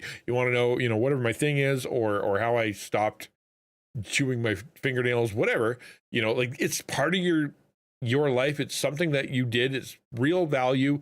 It's something that you actually put effort into, and then you created a little document. It doesn't have to be much. Or you don't got to write a whole book. It just has to be something that's from the heart for your audience that adds value. That's it. Because then someday when you do finally go viral and start gaining viewers, your affiliate links and digital products will be sitting there ready to make you money. Like, imagine how annoying it would be to finally like get a video with 1 million views, and all of a sudden you have like thousands of followers coming in, and you only then after the fact start developing ways to monetize it. So that didn't happen to me, but when I got partner with YouTube last week, so very recently, it was on a specific video, right? That specific video had 30K views or something at the time, or maybe 25K views at the time. And then I became, and it's like, no, you're allowed to be partner. And so I, filled the partner stuff as fast as I could, trying to get it all there and put it all together because I needed to get it done. Otherwise I would never do it. But the thing is, all of the views from the video that made me partner obviously don't count towards anything because they didn't happen. They happened before that. And so you put up the next video and it did half as well, right? It did half as well. So she's right. Like, get this stuff on there when you can think about it, when you just kind of, and there's so many free places to do it. Like, Fourth Wall is great. I didn't realize, like, I was on Fourth Wall before. I used them. I changed over to somewhere else because I just didn't have a they wanted, why did I do that? Whatever. I changed over to someone else, and then I went and looked into Fourth Wall again, and I'm like, man, they've really gotten better. They've improved not only their system, but they've improved their, the connectivity to YouTube, connectivity to Twitch, all sorts of stuff. They're great. So I highly recommend Fourth Wall. Yeah. A missed opportunity. Now, one of the most effective strategies, in my opinion, for both affiliate marketing and digital product sales is using DM automation. Basically, automatically sending DMs to people who comment on your posts. Oh, here's the spot. Send you a story reply. It might seem super complicated to set up, but it's actually really easy to do. All you need to do is go to manychat.com. And shout out to them, by the way, for sponsoring today's video. And you can use an automation like auto DM links from comments. One way that I personally use this all the time is when I create reels talking about different pieces of gear that I love. I'll always say at the end, comment gear, and I'll send you the link to download my free gear guide. Oh, is that why they do that? I didn't know that. I just thought that was engagement bait. Oh, that's cool. That's cool. Neat. I didn't know that exists. And my free gear guide is basically a little catalog thing that I designed in Canva that explains all the different gear that I use for content creation, and it includes affiliate links too. That's exactly great. Yeah, yeah, right. Yeah, I never done that before, but this is kind of cool. And this is a great example of something that comes from the heart, is as in it's she's not faking it. This really is stuff that she has. This really is stuff that she uses, and this really is what she believes other people can benefit from. And then she put it in Canva, and then she spit it out as a PDF, and now she can sell it. That's doesn't have to be much. Ukulele for worship. She was putting out Devos on coffee for a while, right? Like, because she was writing them anyway, may as well turn them into something and put them in coffee. Why not? Can I get a link to this video? I'm not able to fully pay attention today. Trying to be productive. Copy video URL. Here you go. No problem, Bob. Purchase those items. The template walks you through setting this up. You choose whether you want to be active on all of your posts or just a specific one. You can even send it as a reply to a DM or a story reply too. And then you choose your trigger word. So like in my example, it would be gear. And then you just fill out what DM you want them to receive when they comment that. And recently, ManyChat even introduced a new feature where you can automatically DM new followers, which I think is a really great way to engage people. I don't know. Maybe. But like, she's an expert, I'm not, but like, I don't know. Anytime anything's automated, it always feels a little fussy, a little fakey. Like, for example, when like I was going through all the comments and I was trying to respond to as many comments as I could on the videos, and YouTube gives automated responses, right? And I felt weird. Like, it said something, and I'm like, that would work, but then I would just kind of hand type it because it just felt weird to and like impersonal to use AI. I don't know. Maybe it's just because I'm a bad business person, but it just feels weird to use automated stuff for personal things. But she's a business, right? Like that's okay, sure. Who have just found your stuff, introduce yourself, and maybe even share some other content with them, like your YouTube channel or like a podcast. Overall, I really think ManyChat is a super helpful tool in the journey of turning your content creation from a hobby into an actual business. And if you want to try it out for yourself, you can actually get 30 days free of ManyChat Pro if you use my link in the description. And thanks again to ManyChat for sponsoring today's video. The third income stream you want to start thinking about at this stage is brand deals, but not maybe in the way you're thinking of. If we're honest, most likely at this stage in the game, you're not going to be getting paid brand deals yet, but I want you to start now by creating a list. I've seen a lot of people make this mistake. that they go looking for brand deals and look for affiliate. I know I struggled with it because it felt really cool. I wanted to be affirmed. I wanted someone to say I was a real creator, and how would real creators have affiliate, stuff and links and things like that. And definitely not worth it. Not worth the energy, not worth the pestering people, not worth any of that kind of stuff. Just, you got to have your content first. Yeah. Of the dream brands that you'd love to work with. Think of brands of some of your favorite products, the stuff that you already use all the time that would be relevant to the content that you make. Bonus points if you've seen these brands work with other content creators before, because that means they have an active influencer marketing program, and it might be easier to like set something up with them. This list. So there are helpful. Where are you? There are some helpful things. So if I go to Studio, now that I'm a partner, I did a new thing opened up right here, and it is Brand Connect, right? Brand Connect. It'll tell you the people, whatever, and it actually spits out a media kit that I didn't create. I just a media kit. This is your deal, and it's kind of cool, I guess. But it's supposed to help you connect to brands. Other sites have that, but I still think it's something that I'm not going to pursue for a long while, because it's something I had this conviction recently, basically over Christmas, where it's like I didn't earn the right to have an affiliate as much as I did. I want to be more established as a creator before I do that again. This is going to come back in handy when we get to Q4, but start thinking about it now so you're ready once we get there. Okay, so we've reached Q3. You've got 6 months of content creation under your belt. You've done some building out of your income streams. Now it's time to lock in your content strategy for some more serious growth. We've got a good thing going with what we can. But like, what? But like, why? I'm not criticizing Zach, but like for me, like, why did I do that?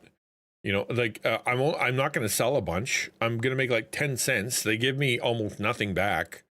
And it's, it had, no, I'd have a link. I think it was, for me anyway, it was a pride thing, or I needed affirmation, or I needed validation from someone outside that would say I'm a real boy now.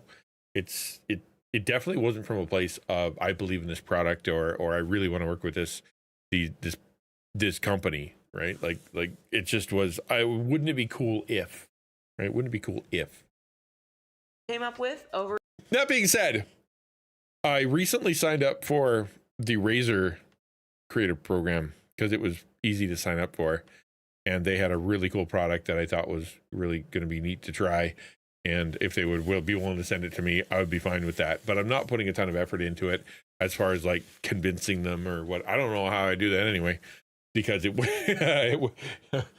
not like you can email them and say, hey, this is why. You just kind of pitch and say, this is, I would like to do this. Made over $100 within 2 months for one company, made around $50 for another. Good for you. Did you really? Oh, wow. Good for you, man. See, there you go. That was valuable. I don't think I've made $100 from affiliate yet. We're in Q1, but now that you've got that down pat and you've been consistent, it's time to make some tweaks and really optimize it to see even more results. I really believe that you can't just craft a perfect content strategy from the start and then like repeat that for infinity. I think you couldn't. The market will change, viewer habits will change, your personality will change, technology will change. You can't. And anybody who keeps trying to stamp out the same thing ends up, making bad content, because you squeeze that sponge dry. There's only so much. You can't get blood from a stone kind of thing. And so you have to innovate. You have to alter.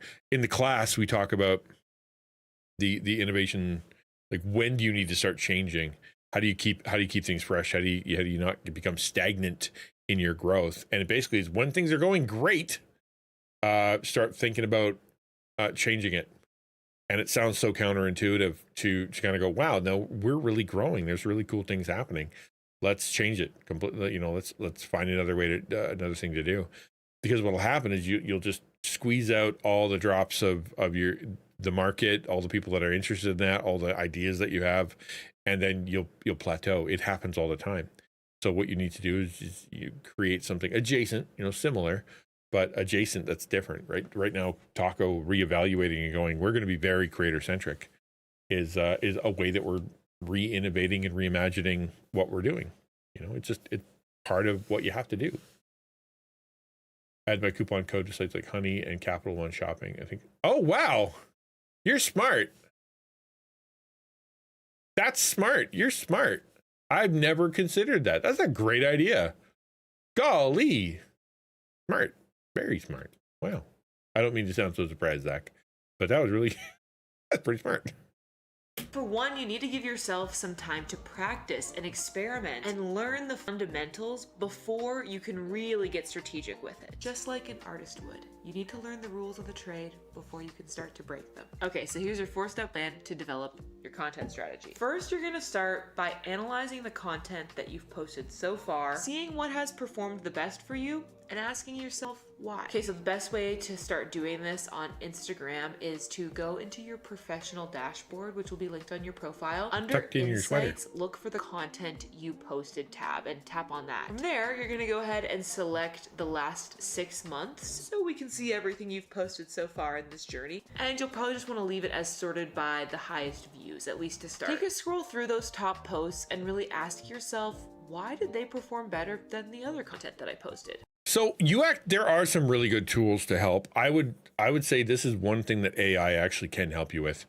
You can, because every site, right? Every site you're going to have, I'll bring my other thing back, is going to have analytics, right? So analytics, you go in here and you be like, okay, I want to see what in the last 28 days, what do I got? What's the, what's the trend, and then you can go look at what content you did, and it'll give you all this stuff. What's cool is that you can also spit out, where is it?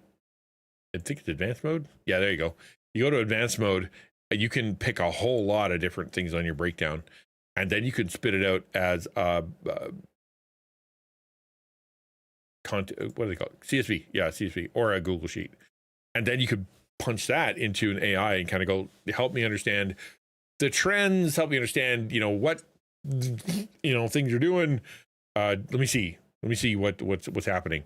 And it can at least tell you based on the numbers what's going on. Yes, you're going to have to look at your own content and kind of go, okay, when I did this, people really liked it. When I did this, they didn't. But I think the analytics is going to help too. When you do a video, you're supposed to, you're supposed to go into your video, and then you're supposed to click on it. Where is it? Click on my video, content, videos. This one. Sure, we'll do this one first. Okay, this is my recent upload. So the actual video, like retention, is a big deal. People they'll watch it to the end, so they retain. That's good, and then the algorithm goes, that was a good video. Here you go. Here is one that I posted recently, and the retention went at the end. What about this one? All right, do I have retention on that one? That's not terrible. It's not terrible. But like that'll help you. Apparently what'll happen is, like, what did you do in the first 10 seconds here? I'm gonna grab a video that like absolutely tanked. Yeah, what video did not do well? Let's go to the last 365 days. What video didn't do well? Well, it's only showing me the good ones. Obviously.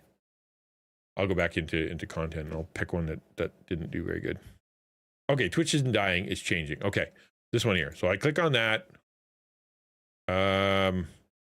Maybe. I don't know how to do that. I think I've done this before. Anyway, you're supposed to look at the retention on your stuff, and when you find that, and you go, okay, what did I do with that second that annoyed people? What happens right here, right? So this is definitely, no question, I know exactly what happens at this point. This is when I change to the outro, right? See, I'm on screen. So before that, it's the content. As soon as I switch to me, you know, everything kind of falls off. Just, okay, now I know that.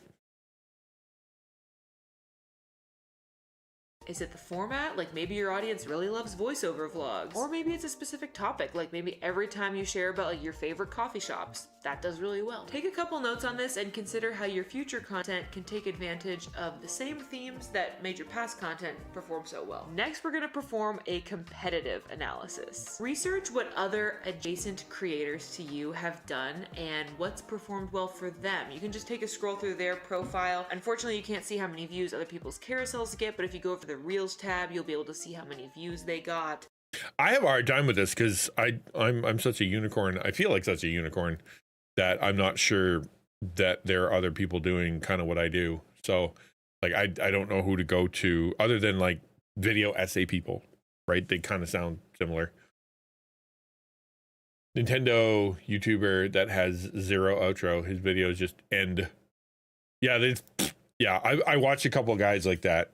Actually, there's a couple that I watch that will throw an ad right at the last second, and you say, okay, and watch the ad, and all of a sudden it's over. And you're like, oh man, you fooled me to watching more than I wanted to. I like to just peruse through and look for those standout hits, like which videos got so many more views than the others, and try to figure out why those did so well with their audience. Similar to your own content analysis, make sure to take some notes on this and really think about what you could lean into to take advantage of that success. Okay, step 3 is to plan a signature series. Having a format that you can repeat again and again is so key. You can see why so many creators do it now. It works. It immediately communicates to your audience what type of content that you make, and implicit in the fact that it's a series, you will be making more of it. It's kind of like a promise built into the concept itself. If someone This is actually why I started the Rethinking Influence series, because I needed some kind of cohesive thing on YouTube that gave it a reason for being that was beyond VODs or stuff that I was kind of repurposing. I was like, I want to make something that is its own thing, and they're going to be similar but not exactly the same. So when the Neurosama one popped off a little bit, right, I actually said at the beginning of the second video that I was talking about what happened, I'm like, I'm not going to become a Neurosama channel, right? I'm going to continue to make the stuff that I believe that is good, that I want to make, and I think it's going to have some value. And I got a lot of comments back that were like, we like what you did. We watched some of your other videos. We think they're good. So, you know, good luck in the future. I don't think I could squeeze out. Thank you for the follow. I don't think I could squeeze out anymore. It like Neurosama videos if I wanted to. Sure, I could go deep, you know, like whatever, but like I don't want to. I'm not here to serve Neurosama fan club. I'm here to serve the content creators with presenting them something to think about.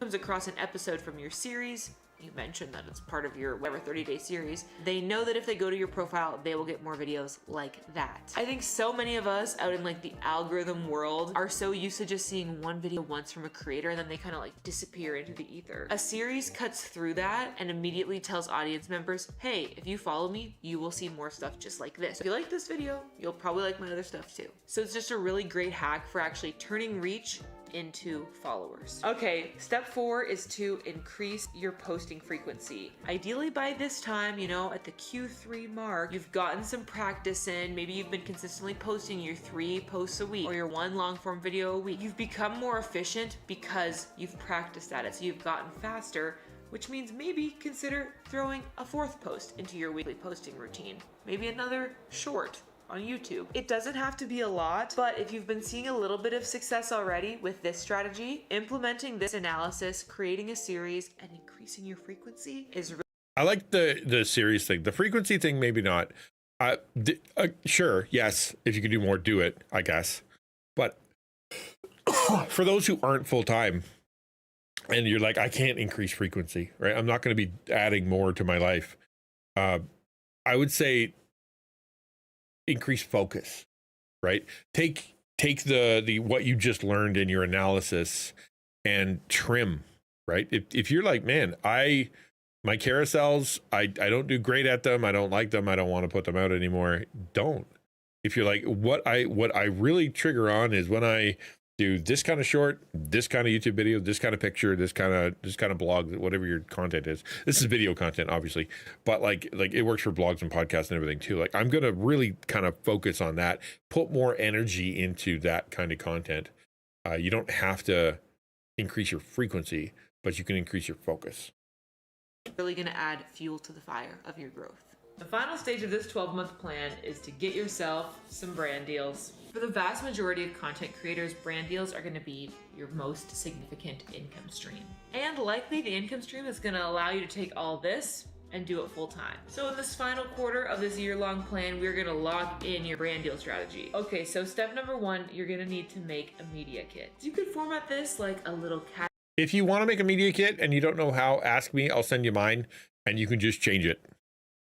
Catalog of your offers, sort of like I have, but you could also design it as like a pitch deck. Ultimately, it's probably going to be a PDF that includes your audience demographics, stats about your recent reach and audience size, and your rates for sponsored content.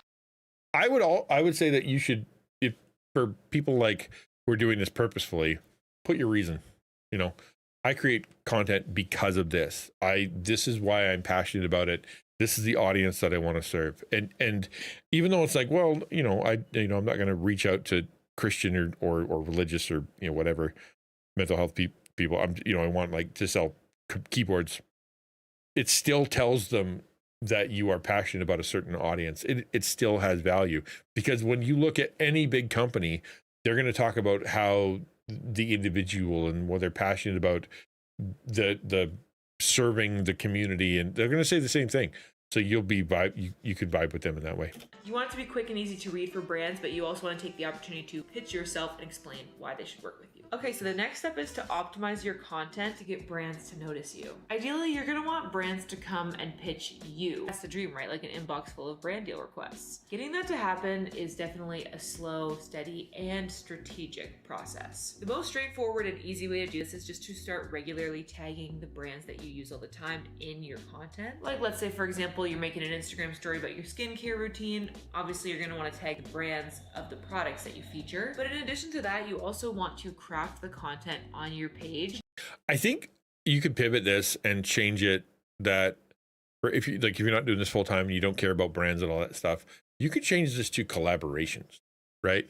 Make your media kit, make your all the rest of that stuff so that you could be, send it to other content creators like you or other podcasters or whatever, and kind of say, I want to be, have you on my stream, or I want to be on your content or on your podcast, or I want to be a guest blogger. Tag them in it, tag that person, tag that creator, because you were inspired by them, not as spam, but because you mentioned them, or because it was part, it's naturally connects, because you want to be collabing with them. You don't necessarily have to do brand stuff. If you don't want to and you feel gross doing that, fine.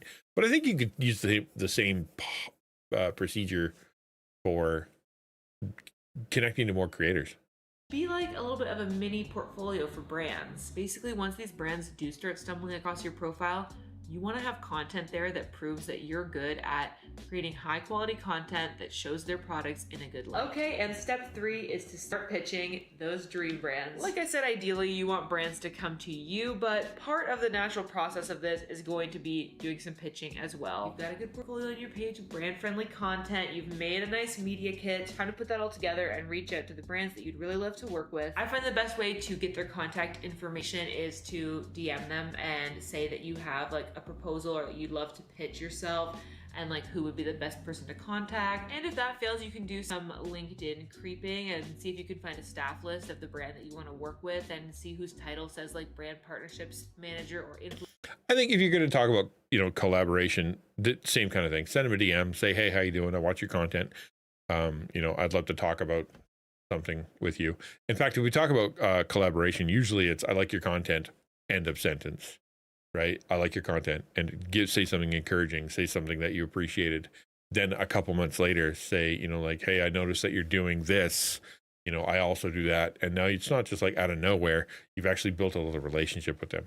Influencer marketing manager, and company email addresses are usually formatted like name@company.com, so you could like do that. Not gonna lie, this is like a slow and arduous process, but can be, the way to get started and get your first It's just peddling flesh, and things just take work. Okay, so in all of these steps, I think you'll find the resources included in my content creator starter kit to be pretty helpful. You've been seeing me use them in clips throughout this segment, actually. It includes my media kit template, so you can just copy my format that's been giving me brand deals for years now. It's also got my brand partnerships tracker, which is so helpful for tracking pitches and follow-ups and contract details. And in January, we're actually going to be releasing my brand pitch email template, so you can copy and paste the same format that I use to pitch brands. As with all of our new releases and additions to the content creator starter kit, if you've purchased it in the past, you get it for free. So if you buy it now, you'll get all the future upgrades as well. And of course, the star of the content creator starter kit is my 12-month plan to go. So the content creator notice starter this. Kit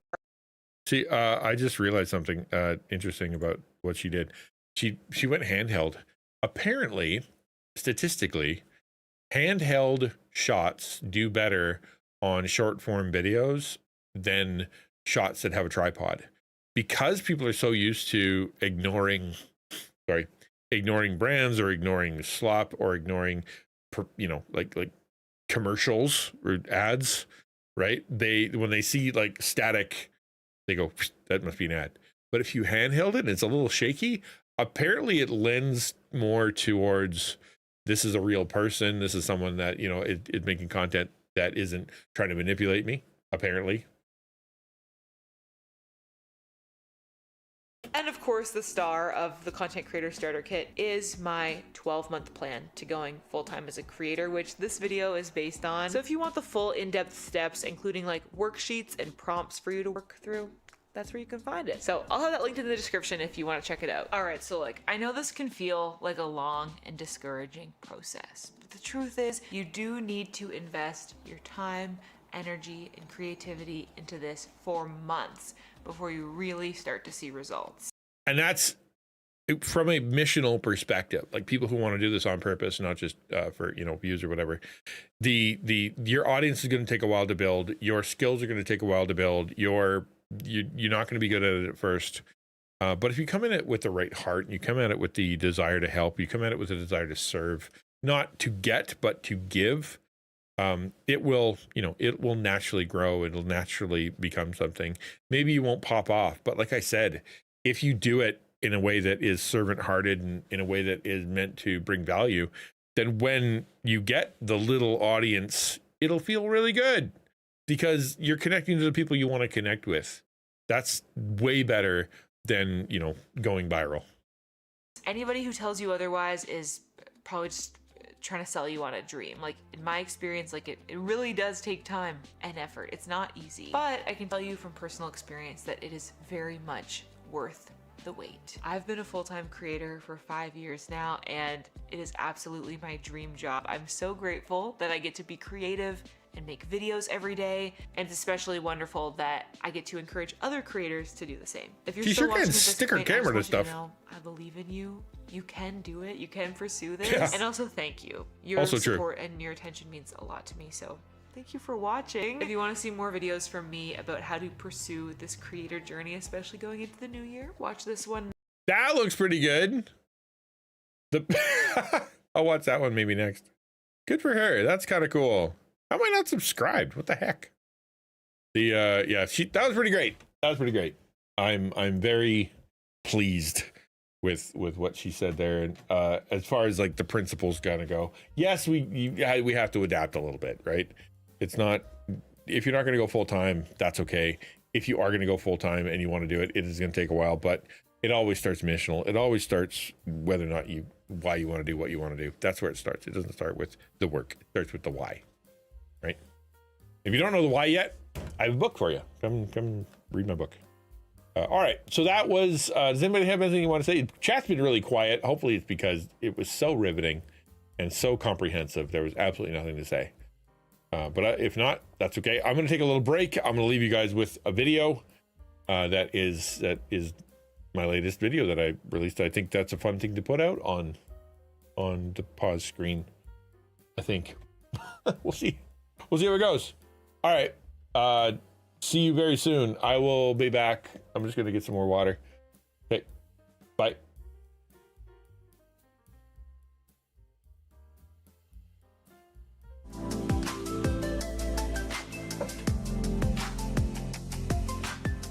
My last video was about Neurosama, and I kind of expected a few loyal viewers, maybe some tech enthusiasts, an AI debate or two, but instead, I got invaded by the Swarm, and they had a lot to say.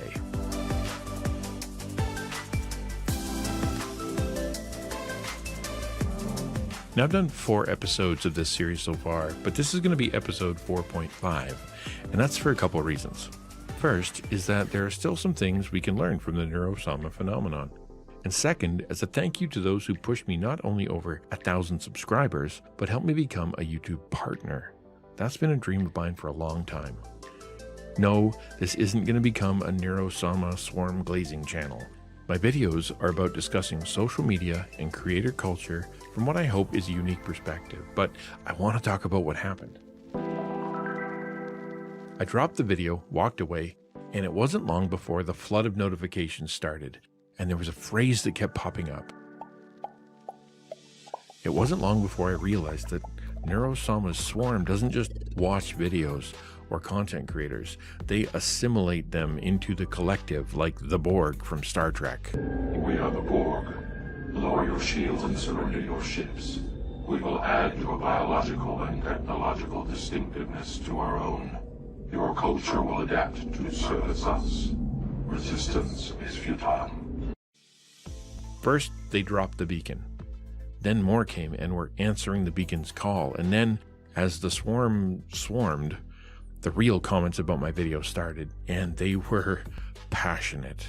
Some wanted to share why they liked the video, others about how much Neurosama meant to them. Others expanded on or corrected what I said, but here's the thing that stuck out to me. They were so positive. This community wasn't just passionate about their favorite creator, there was something deeper going on. And that's what I want to talk about, an audience's effect on the world, or at least on me. The Swarm didn't treat my video like another piece of content, they treated it like a signal flare, sent up to gather the collective. Some of them said they felt homeless these days because battle's on a break, and apparently my video came at the perfect time because the Swarm was starving for neuro content, and when it dropped, the collective sent out their ant pheromone or did the wiggle dance that bees do to tell the others there was some food on this corner of the internet. So much of what we see online is combative and negative, as algorithms encourage rage bait and arguing, but the comments section of this video was like a red carpet, a welcome mat, and a warm blanket all in one. They welcomed me in almost the same way a church welcomes new people, positive, kind, answering questions, just being awesome. And that felt nice. When I first started as a content creator, I had a podcast, but I wanted to hear back from the audience I was connecting to, which led me to explore live streaming, which led me to Twitch, where I'd felt I'd found a group of people that I could understand because they were a lot like me, struggling with mental health, social disorders, loneliness, church hurt, abuse. When I started, I was trying to care for them, but I quickly realized how much power the audience had in caring for me too. Even today, when I'm having a bad day and my mind is telling me to skip stream because I feel terrible and I won't make good content, when I push through, I realized that the love and care that I needed in that moment would come from the people who joined my stream.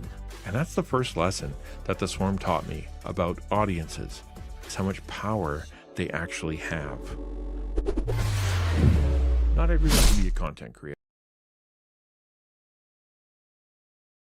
Well, how about that? Your voiceover sounds like you're trying to be quiet around a baby. Doesn't match your live stream. Just, dude, no, it's not. No, that is the plan. That was the mission. I have one of these.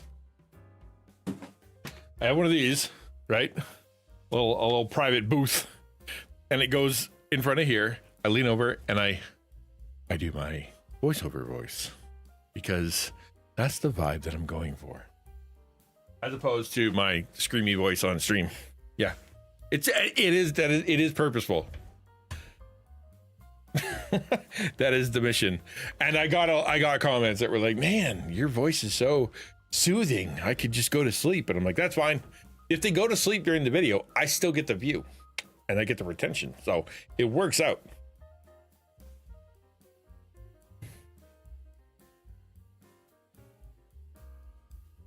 Audiobook Ninja, yeah, right.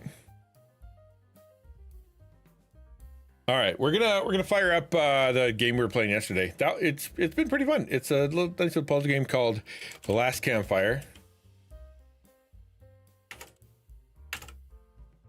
and it's been a lot of fun. Yeah, that's the trick. Put people to sleep, and then they'll just keep rolling through automatically all of your content as it refers to the other content. It's super secret. All right, I'm trying to load up. There we go.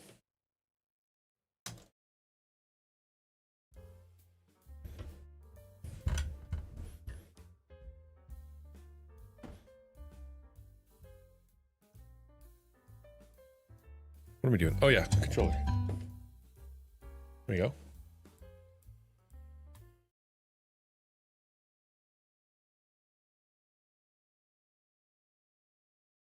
Let's see if we do the game. Did it work? Yep, it worked. Hooray for this time.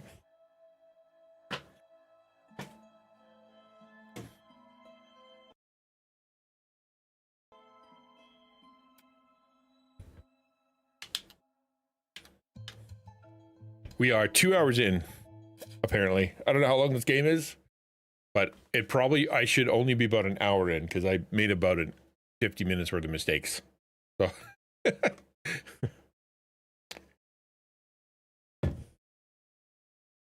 where am? Oh, see, I told you it would save. That's fun. That's cool. I have a button now. I can do this. Wah.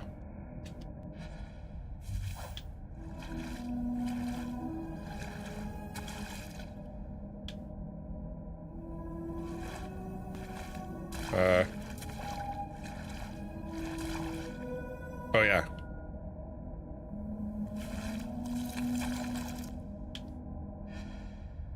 Favorite people. So I have a job. Cool. But I'm being a bit cautious till I actually start working, training. As there are a lot of weird things with this job. But if it really is legit, it'll be double the pay of my last job with benefits and 3 weeks PTO. I do some digging with help from friends because things were really off. For one, I never applied for the job. I didn't have a traditional interview. Just filled in preliminary questionnaire. Wow, that does sound, yeah. No, this is not hard. This is just puzzle. It's just a puzzle. No biggie. It's just, yeah, we're just doing a little puzzle game with a little cute little guy. That does sound sketchy though. I totally get it.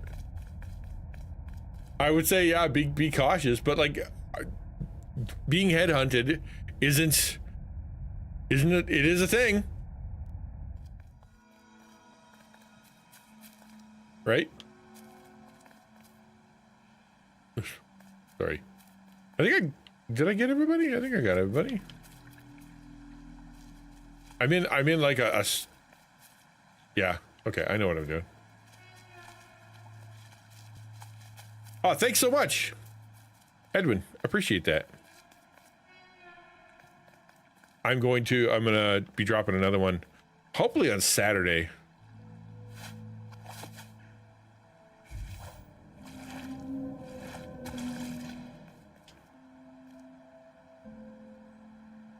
Ember found a scrap of journal.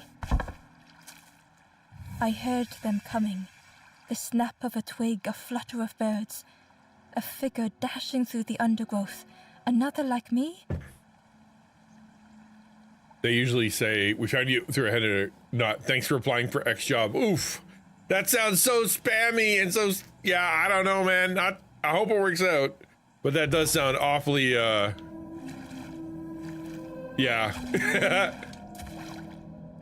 I don't know.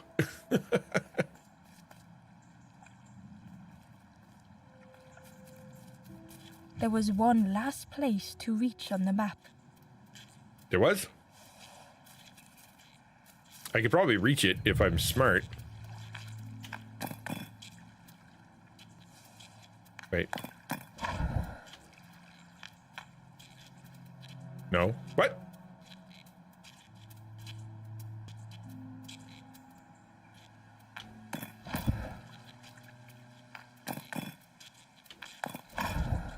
Nope.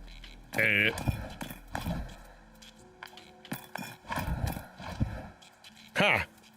I know has the smart. My brain no go. Okay. I think I haven't been here yet. I think this is where I'm supposed to get the top one. Which the only way that fits is this way. But I can't get up and around, and these don't rotate. Oh, they do! Oh, look! I accidentally am smart.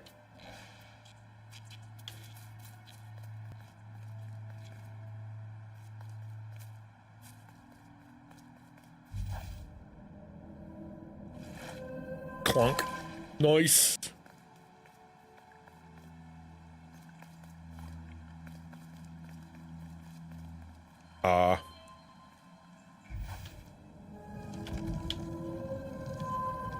Yo, that's fun.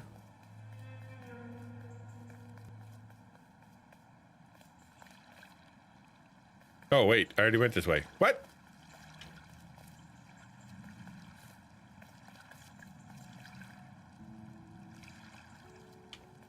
Was I supposed to go this way? Nope. The fog was so blinding, It's- Ember was turned around. I'm confused. Was that not where I was supposed to go?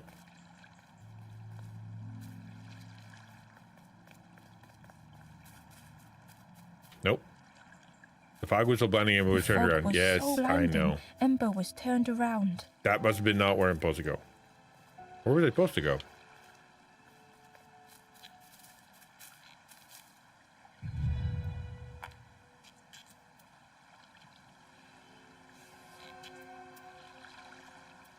Like,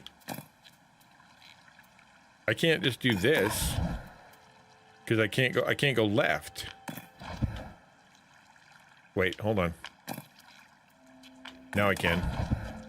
Is that what it wanted me to do? I can't remember where I didn't go. It's been an entire day.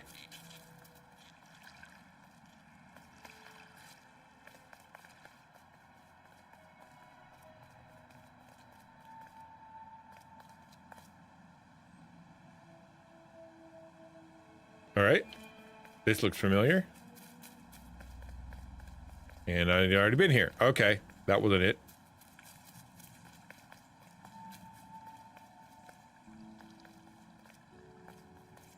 And I already went straight. Okay, it's not that way.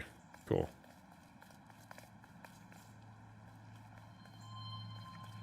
So it's not the one on the right. It's not the left one. It's not the middle. It's gotta be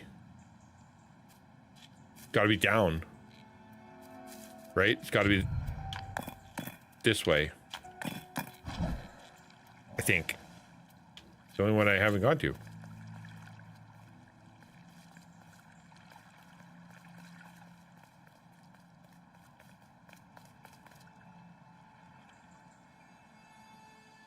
This is when I leave? Oh, dear. Nope.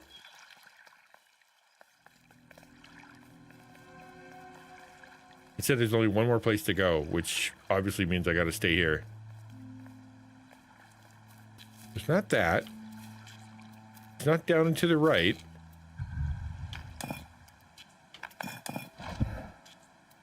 I don't think. I already did that one, right? Let's try it. Maybe.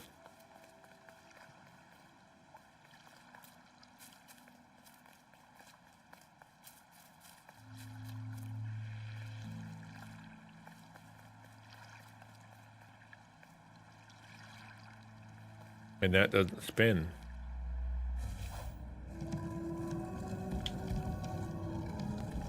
Yeah, nope.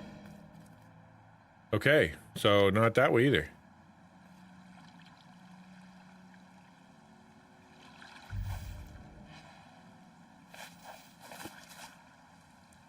Is there a map? Give me a map, man. I need a map. Are you a map? No. I guess being lost in the fog, the whole point is I don't have a map. That is kind of the game.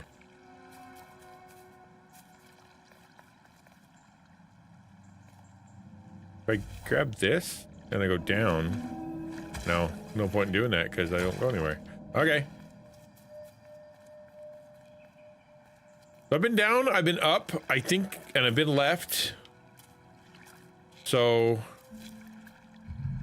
I still think up's the way to go. Like I thought, no, I've already been there. And I've already been through there. The only choice I've got is this. That's gotta be. So is it this way? Oh, look at that. Hidden inside was the Wanderer's journal. Another face at last. A catcher of fish resting by a pond. We work together, silk and tar and aching fingers. My boat floats once more, though I almost wish to stay. Well, that was a much more positive one than usual. Usually it's, I'm so alone, and everybody wants to eat me. Okay, so I went left. Maybe I gotta go up.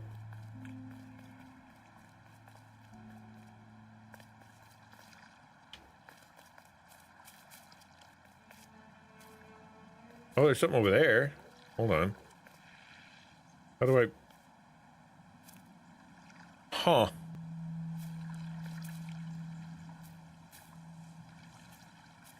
Is there anything I can grab? No. Well, that's... Isn't that interesting? So how do I get there? I obviously have to go right. But I can't go right.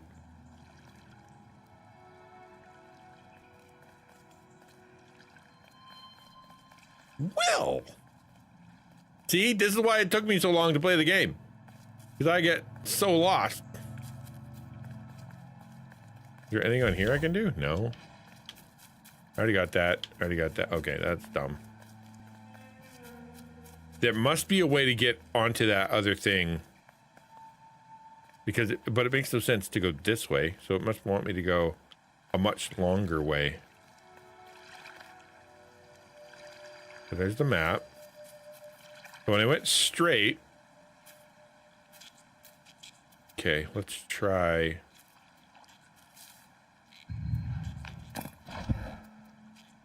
Let's try that.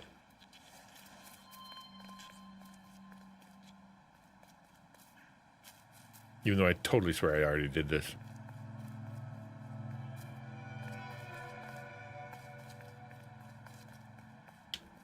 Wait a sec. Is it one more over?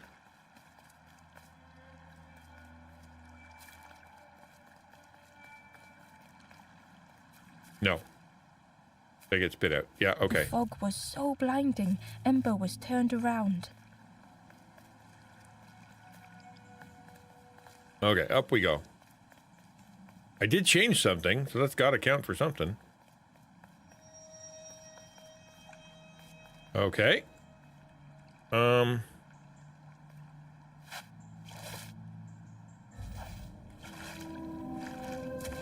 See, there it is. That's the thing. How do I get there?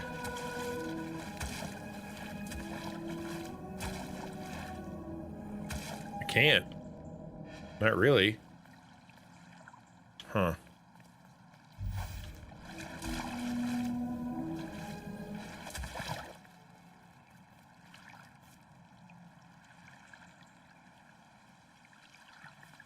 Oh!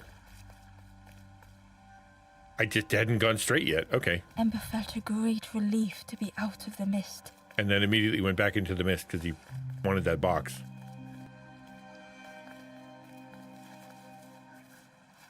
Played the horn. Will do, boss.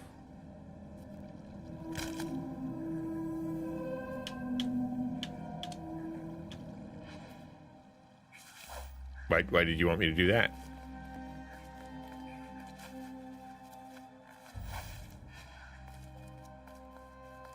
Okay. So that was just telling me that horns can get ladders, I think is what it was telling me. That was a tutorial. Thank you, tutorial. So if I play it again, can I... Oh, wow, I can take the whole thing off. All right. Dang, all right, that was cool. ripped it right off the wall.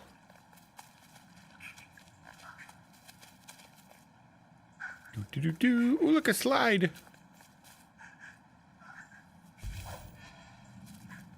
We're definitely going down the slide. Whee! So gross. Ember didn't mind getting muddy. The slide was such fun. Was it? Get splinters in your butt. Yeah, now I can get across. Okay, cool. Hello. A sleeping pig. Trotters in the air. They looked happy. I'm good. Nice to finally meet a happy person. I bet this flower's gonna try to eat me. Hello. The plant looked like it could take a hand off, and it was in Ember's way. Don't eat me. I will cry.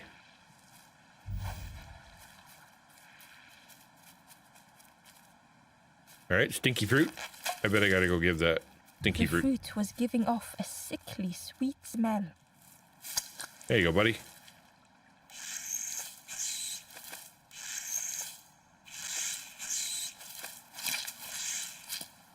Are you good now? That didn't do much. Okay. A sleeping pig. They looked happy. Maybe I gotta give the fruit to the pig. All he did was eat it.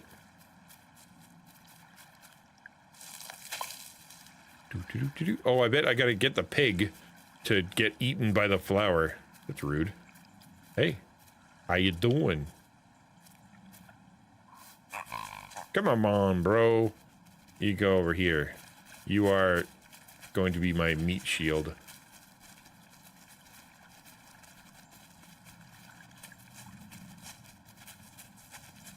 Oh, dang it. Oh, then they fight. Oh, cool. Yeah. Ember chuckled. The dangerous plant was no match for a hungry piggy. Genius. I'm a genius.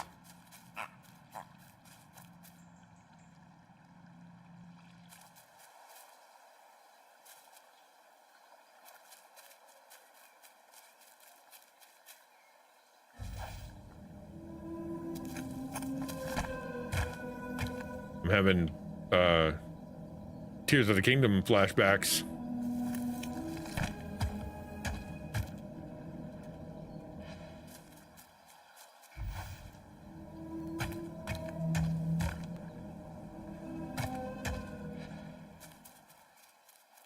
Ooh.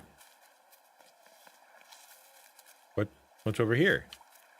Other than nothing. Really? That looks so like I'm supposed to do something. Alrighty. I can tell someone's gonna like drop a thing off the edge. Maybe I should blow my horn. No.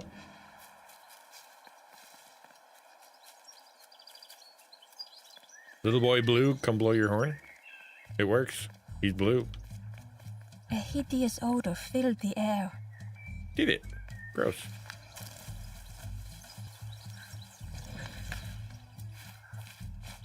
Feel old in a And good way. suddenly, It's definitely The got. reason was obvious. It's not like smooth, but it is. But it's very fun. You know what I mean? I think that's why it's designed to be a game. Nothing too crazy. I have a TV now. Okay. Do you want a TV? The pig inhaled a giant snort of air. Wait, what's that delicious smell? It's a TV. Or me. Ember shuffled nervously.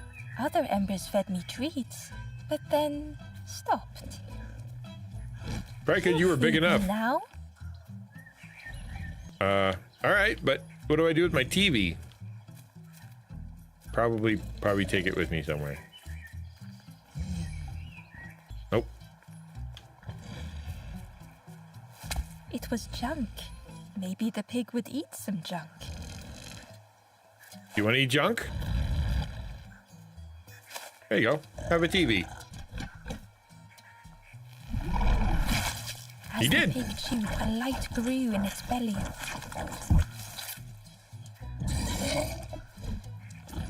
Surprising. A little sparky. but tingly in belly. Works for me. What I want is something more fruity. More fruity than a TV. All right, I'll work on that. The pig would eat anything. Ember just needed to find more. Okay. Will do.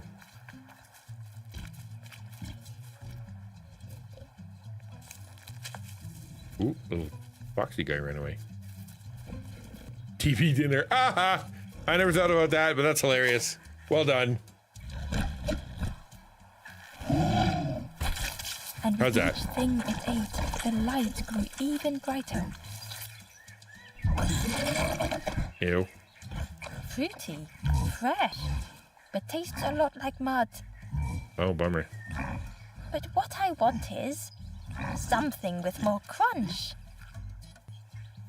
Great. Perhaps if Picky Ember eater. could satisfy the pig, they might be more helpful. Yeah, probably. What's got more crunch?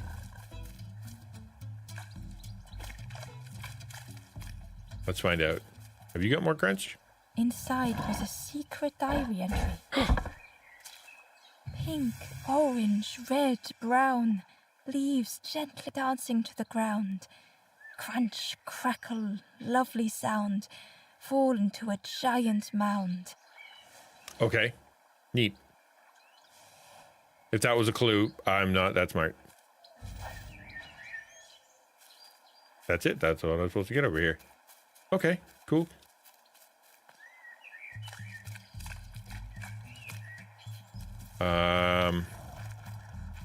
Are you? Oh, yuck. Gross. Okay, let's go up here. See what's what. Something crunchy.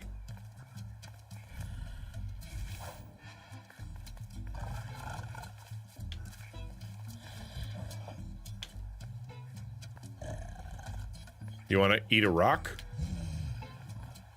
I probably could make him eat a rock. If I could get on the other side there. We'll go around.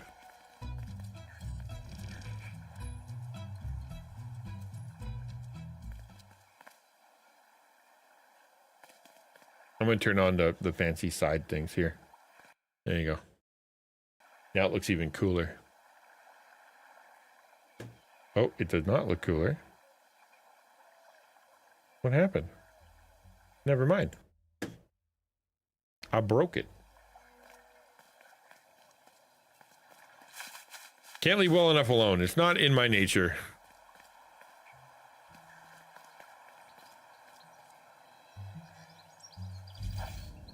Okay, that doesn't work. Can I go down there? Nope. That's where it came from.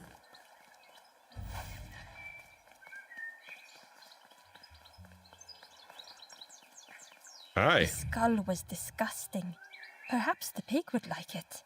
Thank you, game.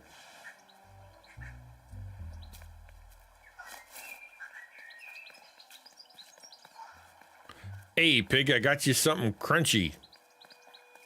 Maybe. Can't be more crunchy than bones.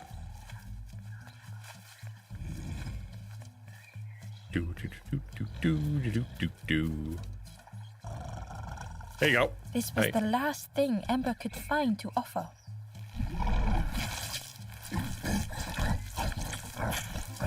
Gross. Crunchy, embery, not much meat, bit too bony. You're picky. But what I want is, the pig's stomach made an almighty sound.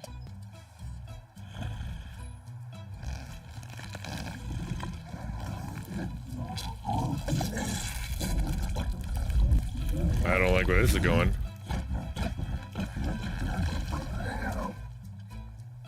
Ember chuckled with relief at the large creature they had been so afraid of. We paid him. You just needed 3 more things to completely finish him off.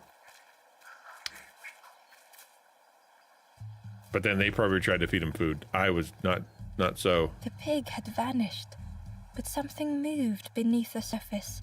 Yeah, it looks like the pig. Look, it's the pig. In a muddy pond, Ember thought the pig looked a lot less imposing. The pig shouted joyously. The water feels so good on the skin. You're welcome. Join me, morsel. Don't call me that. Pig seemed happy, but Ember wasn't getting too close. Agreed. Why do I consume whatever people put in front of me? I need some true nourishment, but there's none left here. But so much cooler in this muddy pond, I can finally think. Thank you, morsel. Oh, he became a bridge. That's convenient.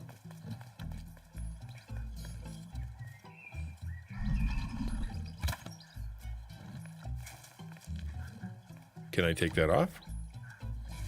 No. I can walk across his head, though.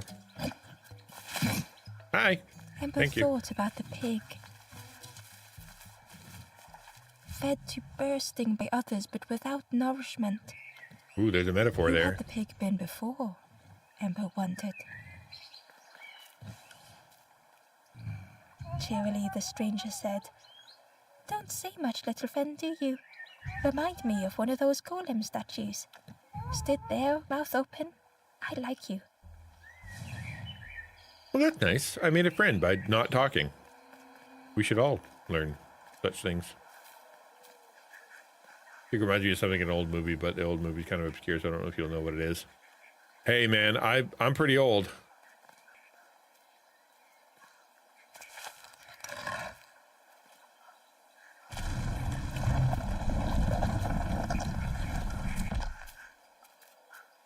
Well, that was something. I'm gonna put this down before I forget. There we go.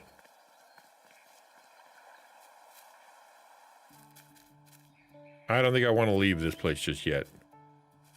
We're gonna keep doing some puzzling around here because I'm almost certain that I shouldn't leave.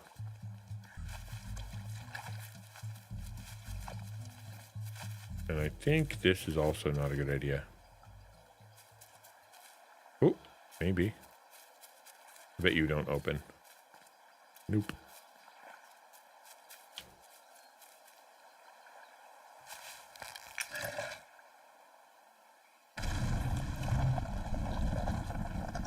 Well, that was something.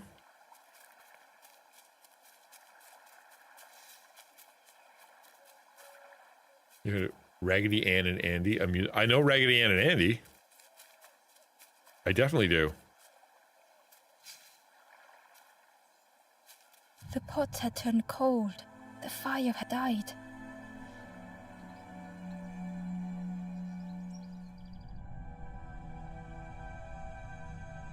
You want me to reach way back for you, Jim? Nothing the cook made felt good enough. Do you remember Beanie and Cecil? How about that? Endlessly stirring the same tasteless pot. Could it focus, sleepwalking through the days? Aimed inwards was a swirl of thoughts.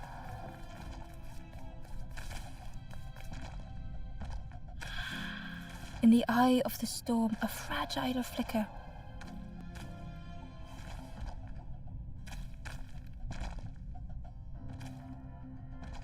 They wanted to serve something perfect.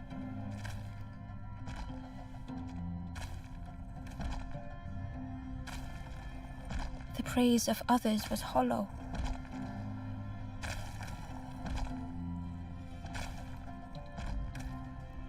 The cook felt numb and hurt all at once.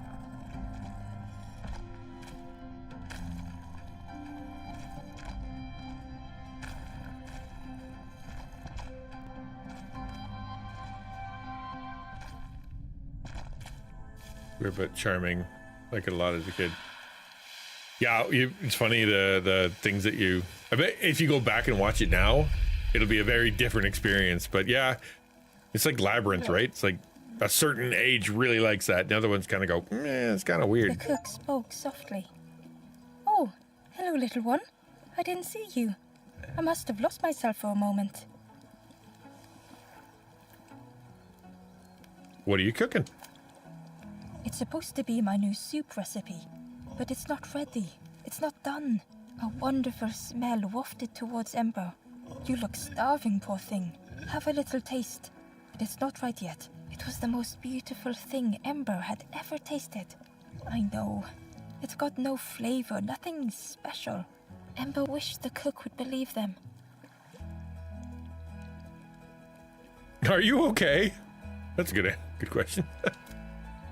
Oh, I used to love this. Just want to be good at it. But it feels like I'm making the same things over and over. Nothing has flavor. I'm stuck.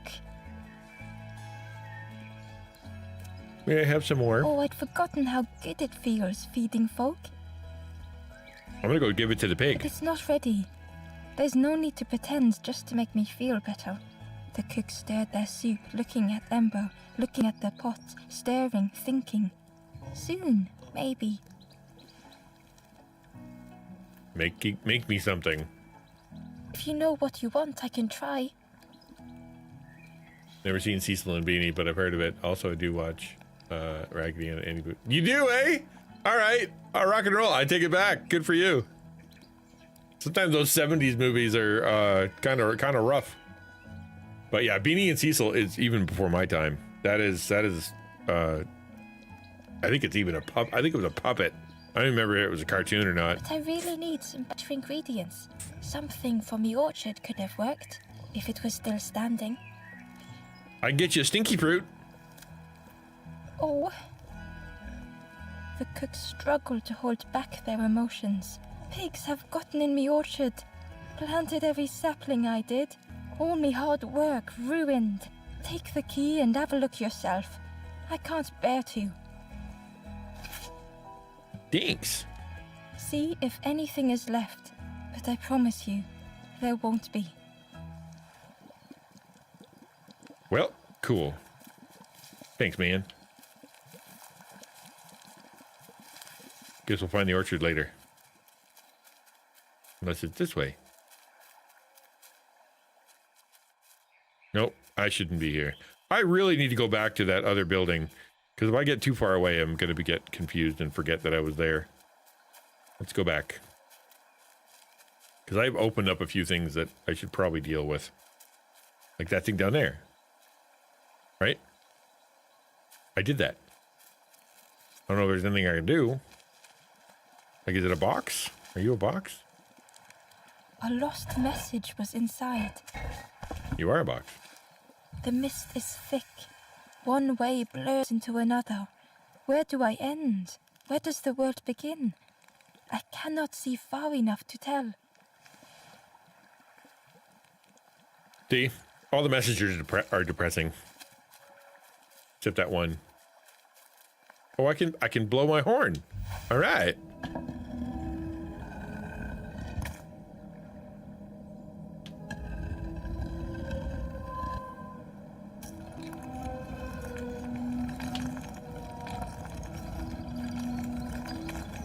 Yeah, it's pretty old. All right. Is this the orchard? Probably not. Why would it be indoors? Aha. Wah! I knew that was going to happen. So hold on. Let's go back out here for a second. It is turtle, frog, frog, turtle, frog, frog, turtle, frog, frog, turtle. Let's try that.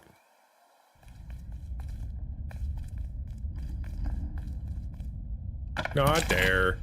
Silly goose. Turtle. Frog. Frog. Turtle. Frog. Frog. Turtle. Frog. Frog. Turtle. Frog. Turtle. Oh, what?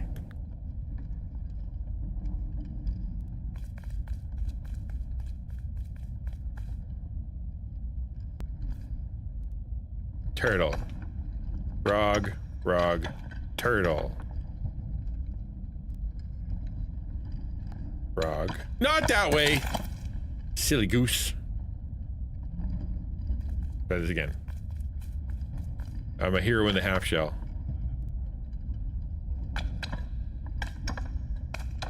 Frog, frog, turtle. Frog, frog, turtle. Frog, frog, turtle.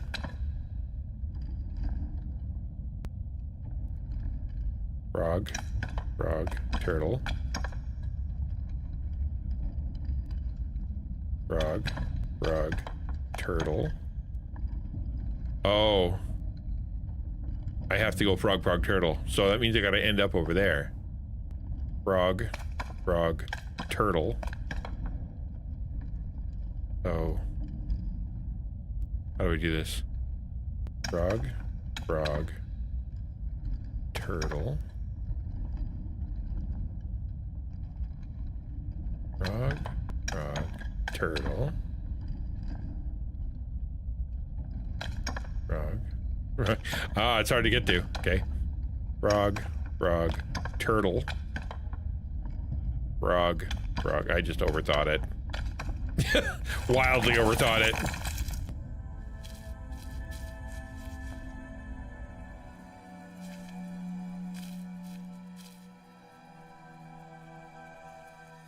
The stranger I know it's was here. Yeah, I know afraid. it's heroes in a half shell. I couldn't see what lay ahead.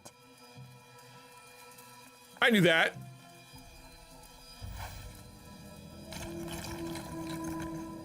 I just forgot.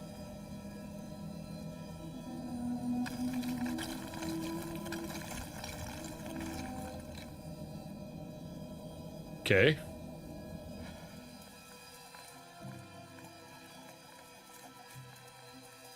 How do I get through the wall?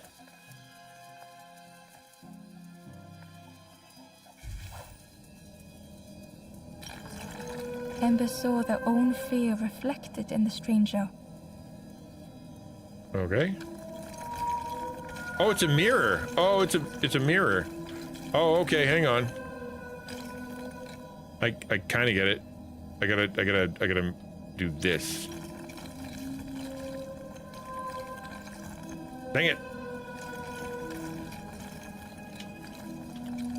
There. Cool. And then you.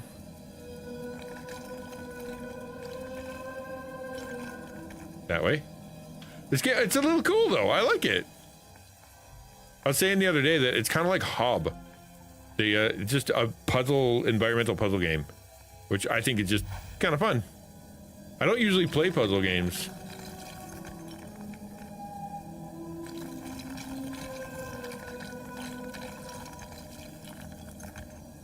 Did I do that right? I don't think I did.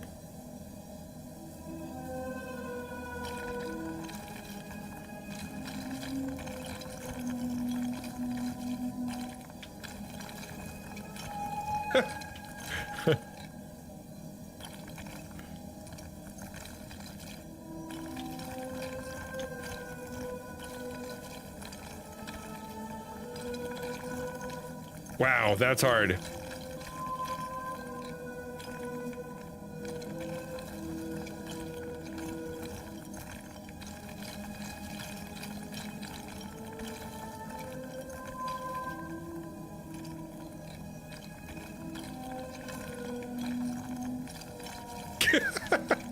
Come on, help me out here, game. Why do you turn sideways like that?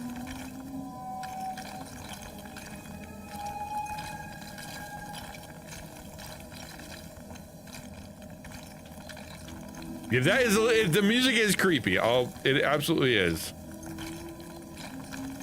I did it! The darkness hungered for them all. That was not smart. That was just brute forcing it, as I do with a lot of puzzles.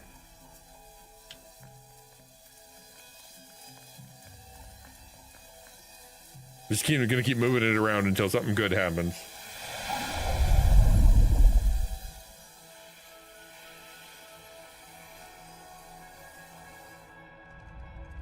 Here you go, buddy.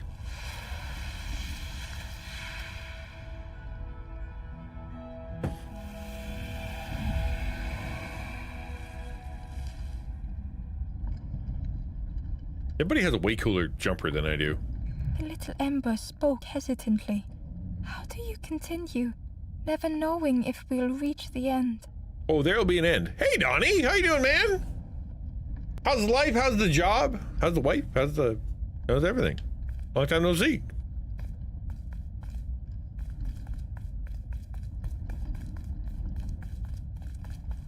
All right, thank you for not making me do that again.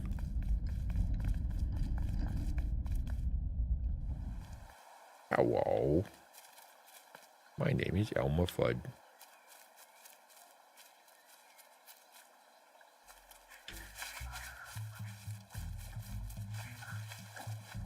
All right, I'm gonna jump on this guy again. Hi, Funk.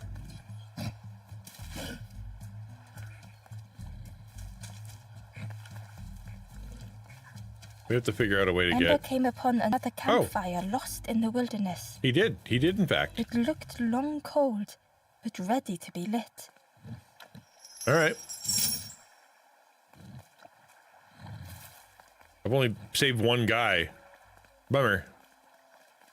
That's the way out. Okay. And that's a frog. Who I definitely need to take with me and put somewhere.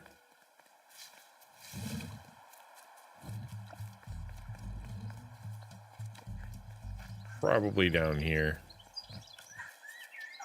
Somewhere.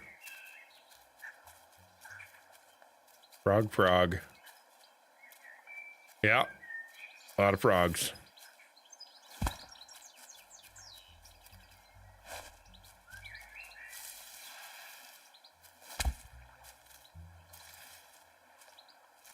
Do I need more frogs?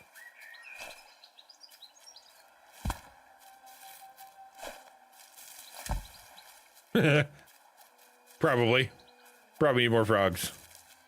All right, we'll come back when we find more.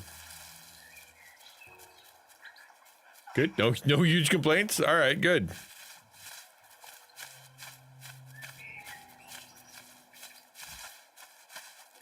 You still a manager? You still working at the same job? While digging out, got a foot of snow, right? We got a pile here too, man. Yeah, I think all of North America did.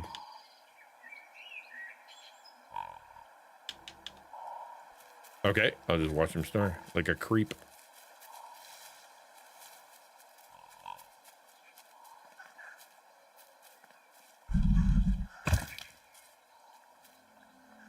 Nice. I'm glad, man.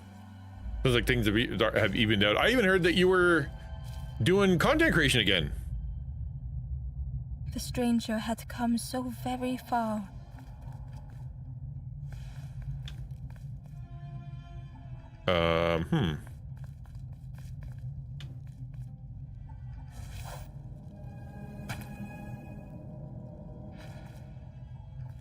Oh, hold on. I know what I need to do. Oh, I can't get up there? Lame. What? Can't go this way. Oh, it can climb. Okay, it can climb out. Okay, good. Neat.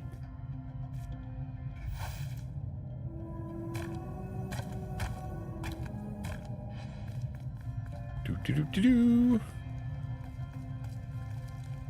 I assumed I was gonna jump on top of this. No? Okay, cool, I guess.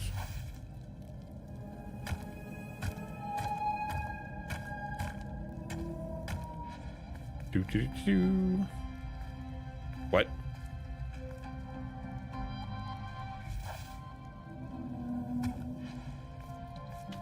Can't get on top of that either.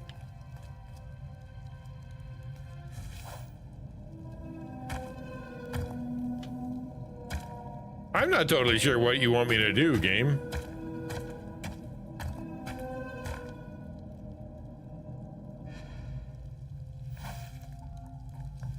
But I can't climb on that, and I can't climb on that. Now I can't get down. Huh. Okay. I just rolled over that dude. I just feel bad. All right, here we go. No set schedule anything. She's only looking at it as a hobby, but figured out if I'm off the next day, be able to go live. Yeah, why not, man? You enjoy it, so why not? Ha! So I can't push this, I don't think, and I can't push that. There's like two things I can really grab. I don't think I can put this up the stairs. No, I can't go up the stairs. So that doesn't make sense.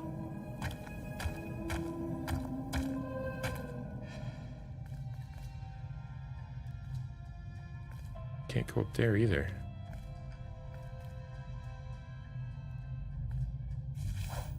I'll walk across to where though?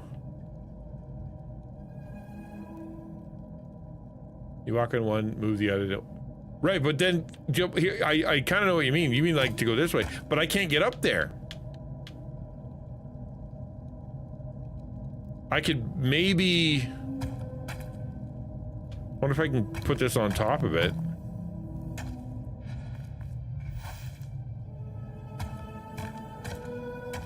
Yeah, I can put it on top of it. Okay. That's something. Now I do this. Yarp. Oh. All right, Jim, thank you being here. I appreciate it. Have a good one, man. Take care of yourself. So...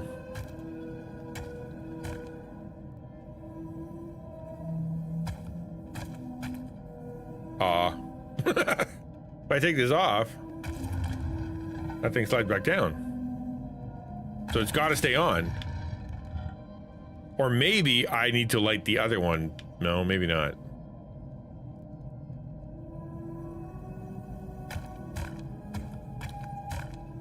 Can't go up. Amen, man. Have a good one. All right, let's take this. I can't drop it off, but I can do this. Okay. Now if I do this and bring it around.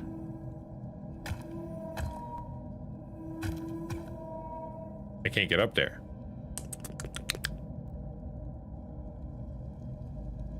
Huh. This is here for a reason though. Like, hold on. Oh, I get it. Hang on, I get it.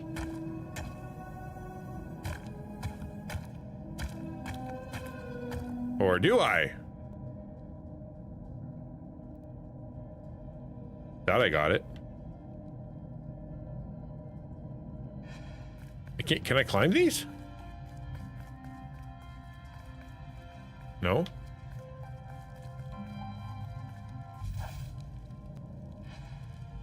Alrighty.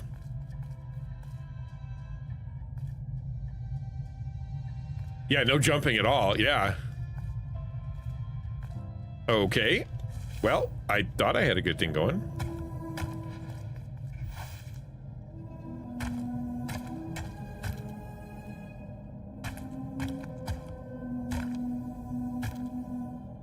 Okay. This is obviously the first step, because...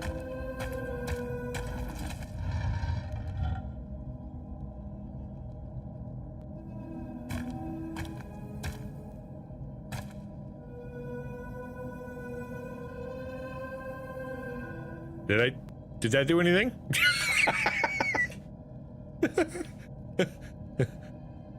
Because I can't climb that, so I don't think I can get up. What? Hold on.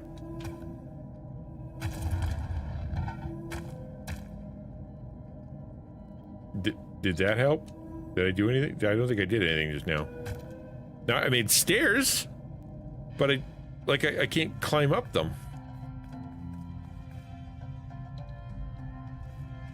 Right? Like, it won't let me go up on these, and I couldn't get up on the other one, so this obviously not.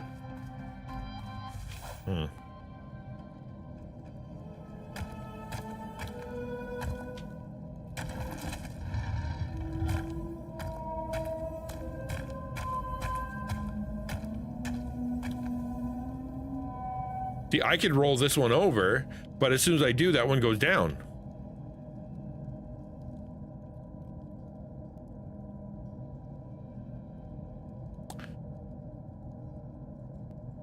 Right? If I do this, it sinks.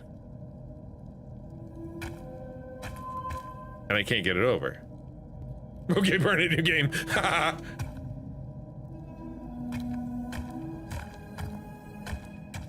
Oh wait, I did that wrong. Hold on.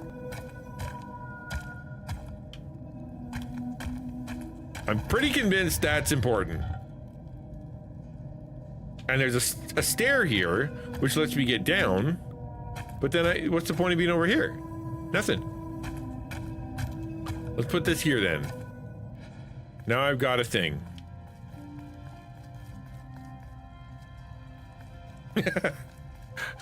I gained nothing.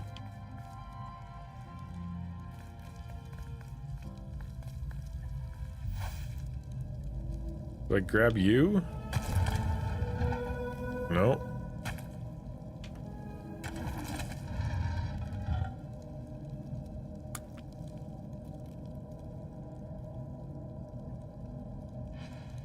You'd think I'd be able to push, like it would let me push. And that would be the solution, right? Like, but there's no way to, can't grab onto that. Okay. And talking to you is no good. Oh, that just makes me leave the level. I will go back in. We will figure this out. There is a way. Where there's a will, there's a way. And I've got 9 minutes to kill. The stranger had come so very far. Okay, all right.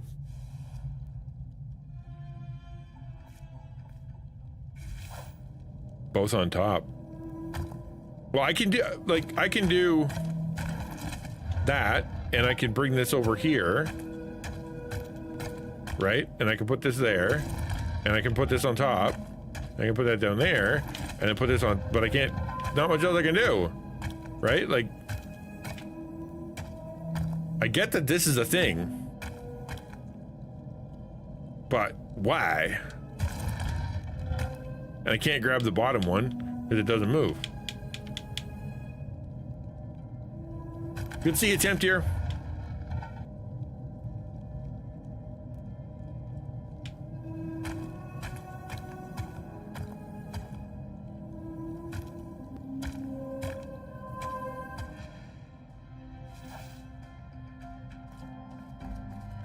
What? Why did it do a thing? Like here? Like that? That didn't help me either. Or center back here.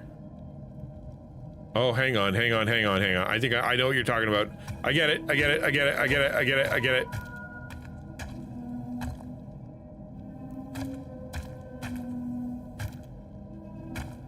I just need to think in another dimension here.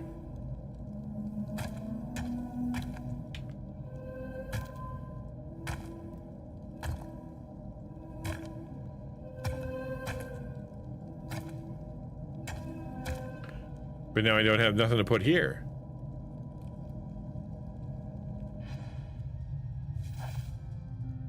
I can't go to the top. There's no ladder.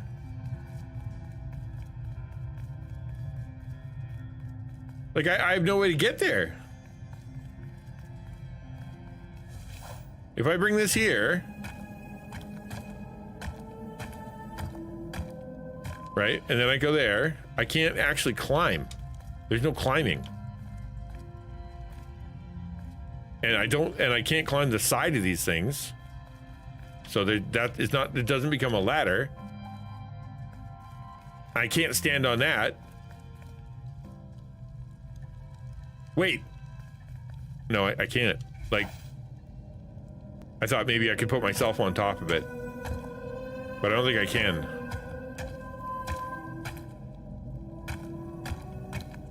Right? Like, I can't climb up a step. It's not possible. And that goes up.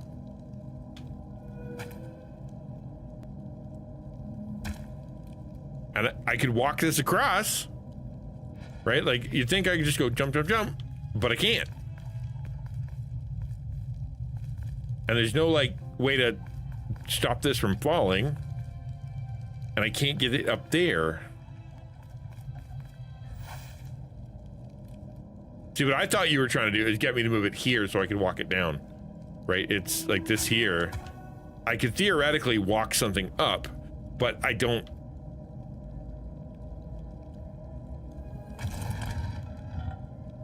Hold on.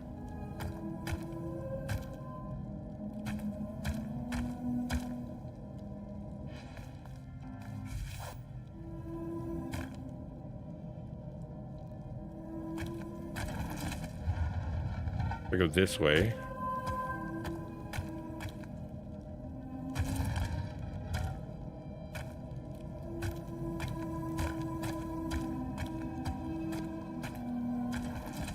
Aha! I did it! I did not do it! I'm stuck! Oh, dang it! Dang nabbit!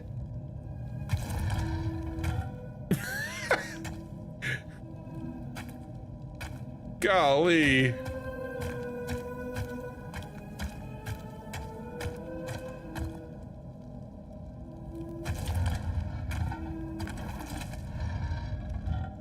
No, I gotta leave. I gotta get off of the little tower here. Yeah, and then we're good. Okay, then I do this. Yeah, and now I can go back and fix it.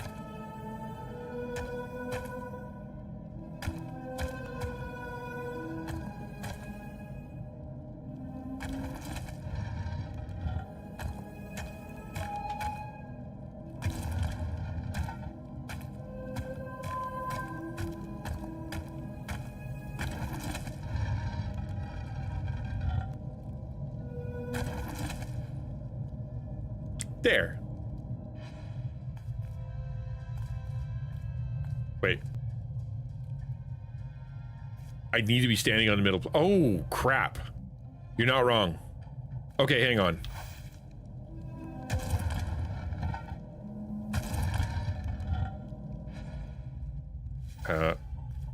You're right. No, you're absolutely right. I gotta get onto the middle platform. Okay. I'm sorry. My bad. That was dumb.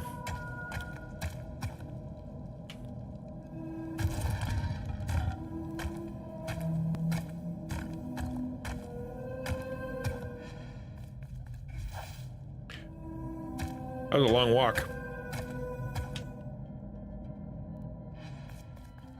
Okay, now we go up here. And then we do all that again.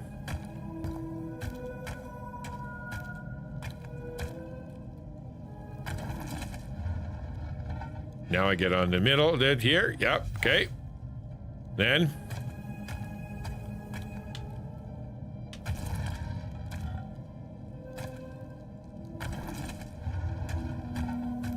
Now we're talking. Now we're cooking with gas. They felt the air beneath them, the distance ever widening. Yay! Please don't make me do it again. How do I get up? What? Power of 2 40-year-old brains, let's go. Like,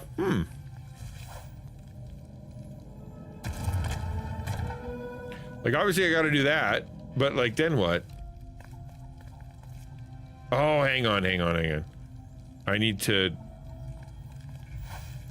get these blocks up here.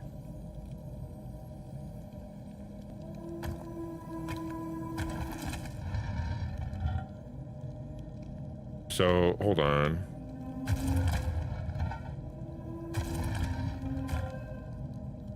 Uh-oh.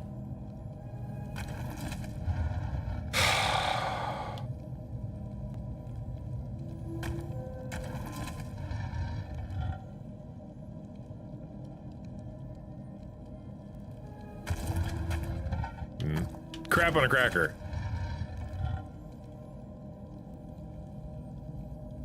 I have this one up. I just need to make this one go up. Thank you for the follow. I appreciate it. I don't know what's wrong with my alerts. See, I can there. And then I need this one all the way over there.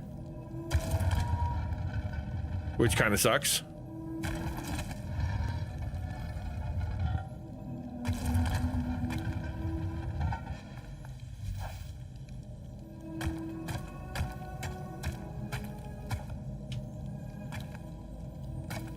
I don't think I can get both up. I can't get both up.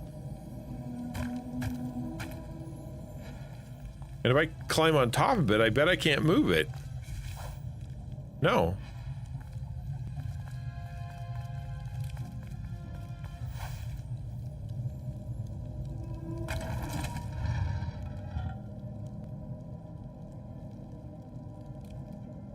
And I can't put this over there because it's too...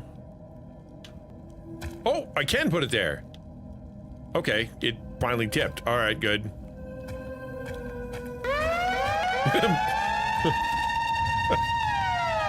And that, I got it at the end of the stream. That counts. Come on.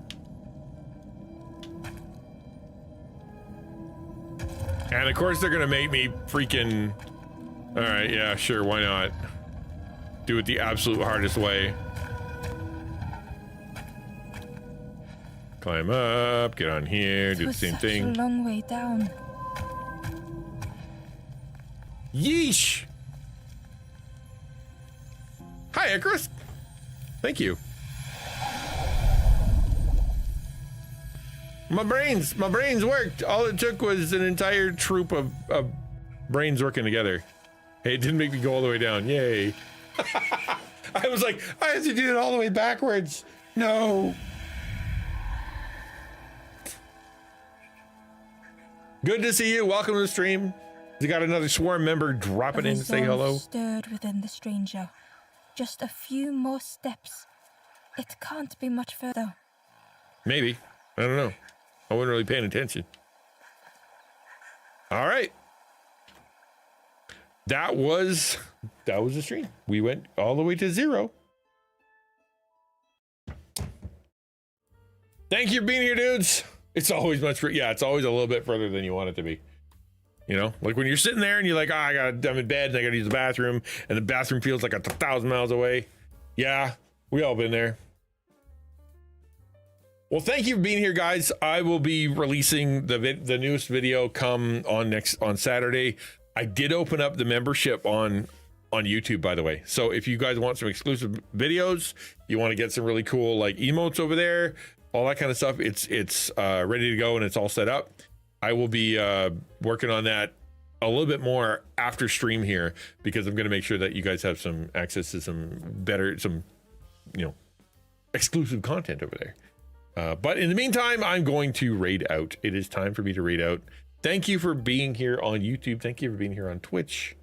And it's very cool, you guys. All right, who we got?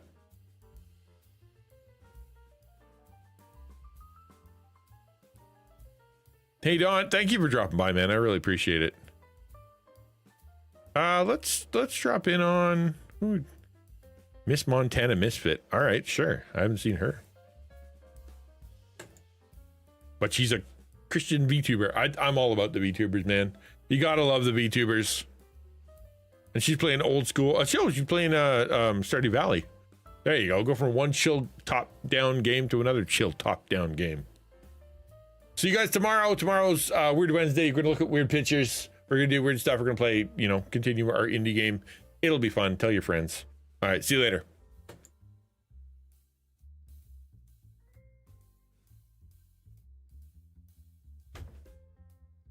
Now I gotta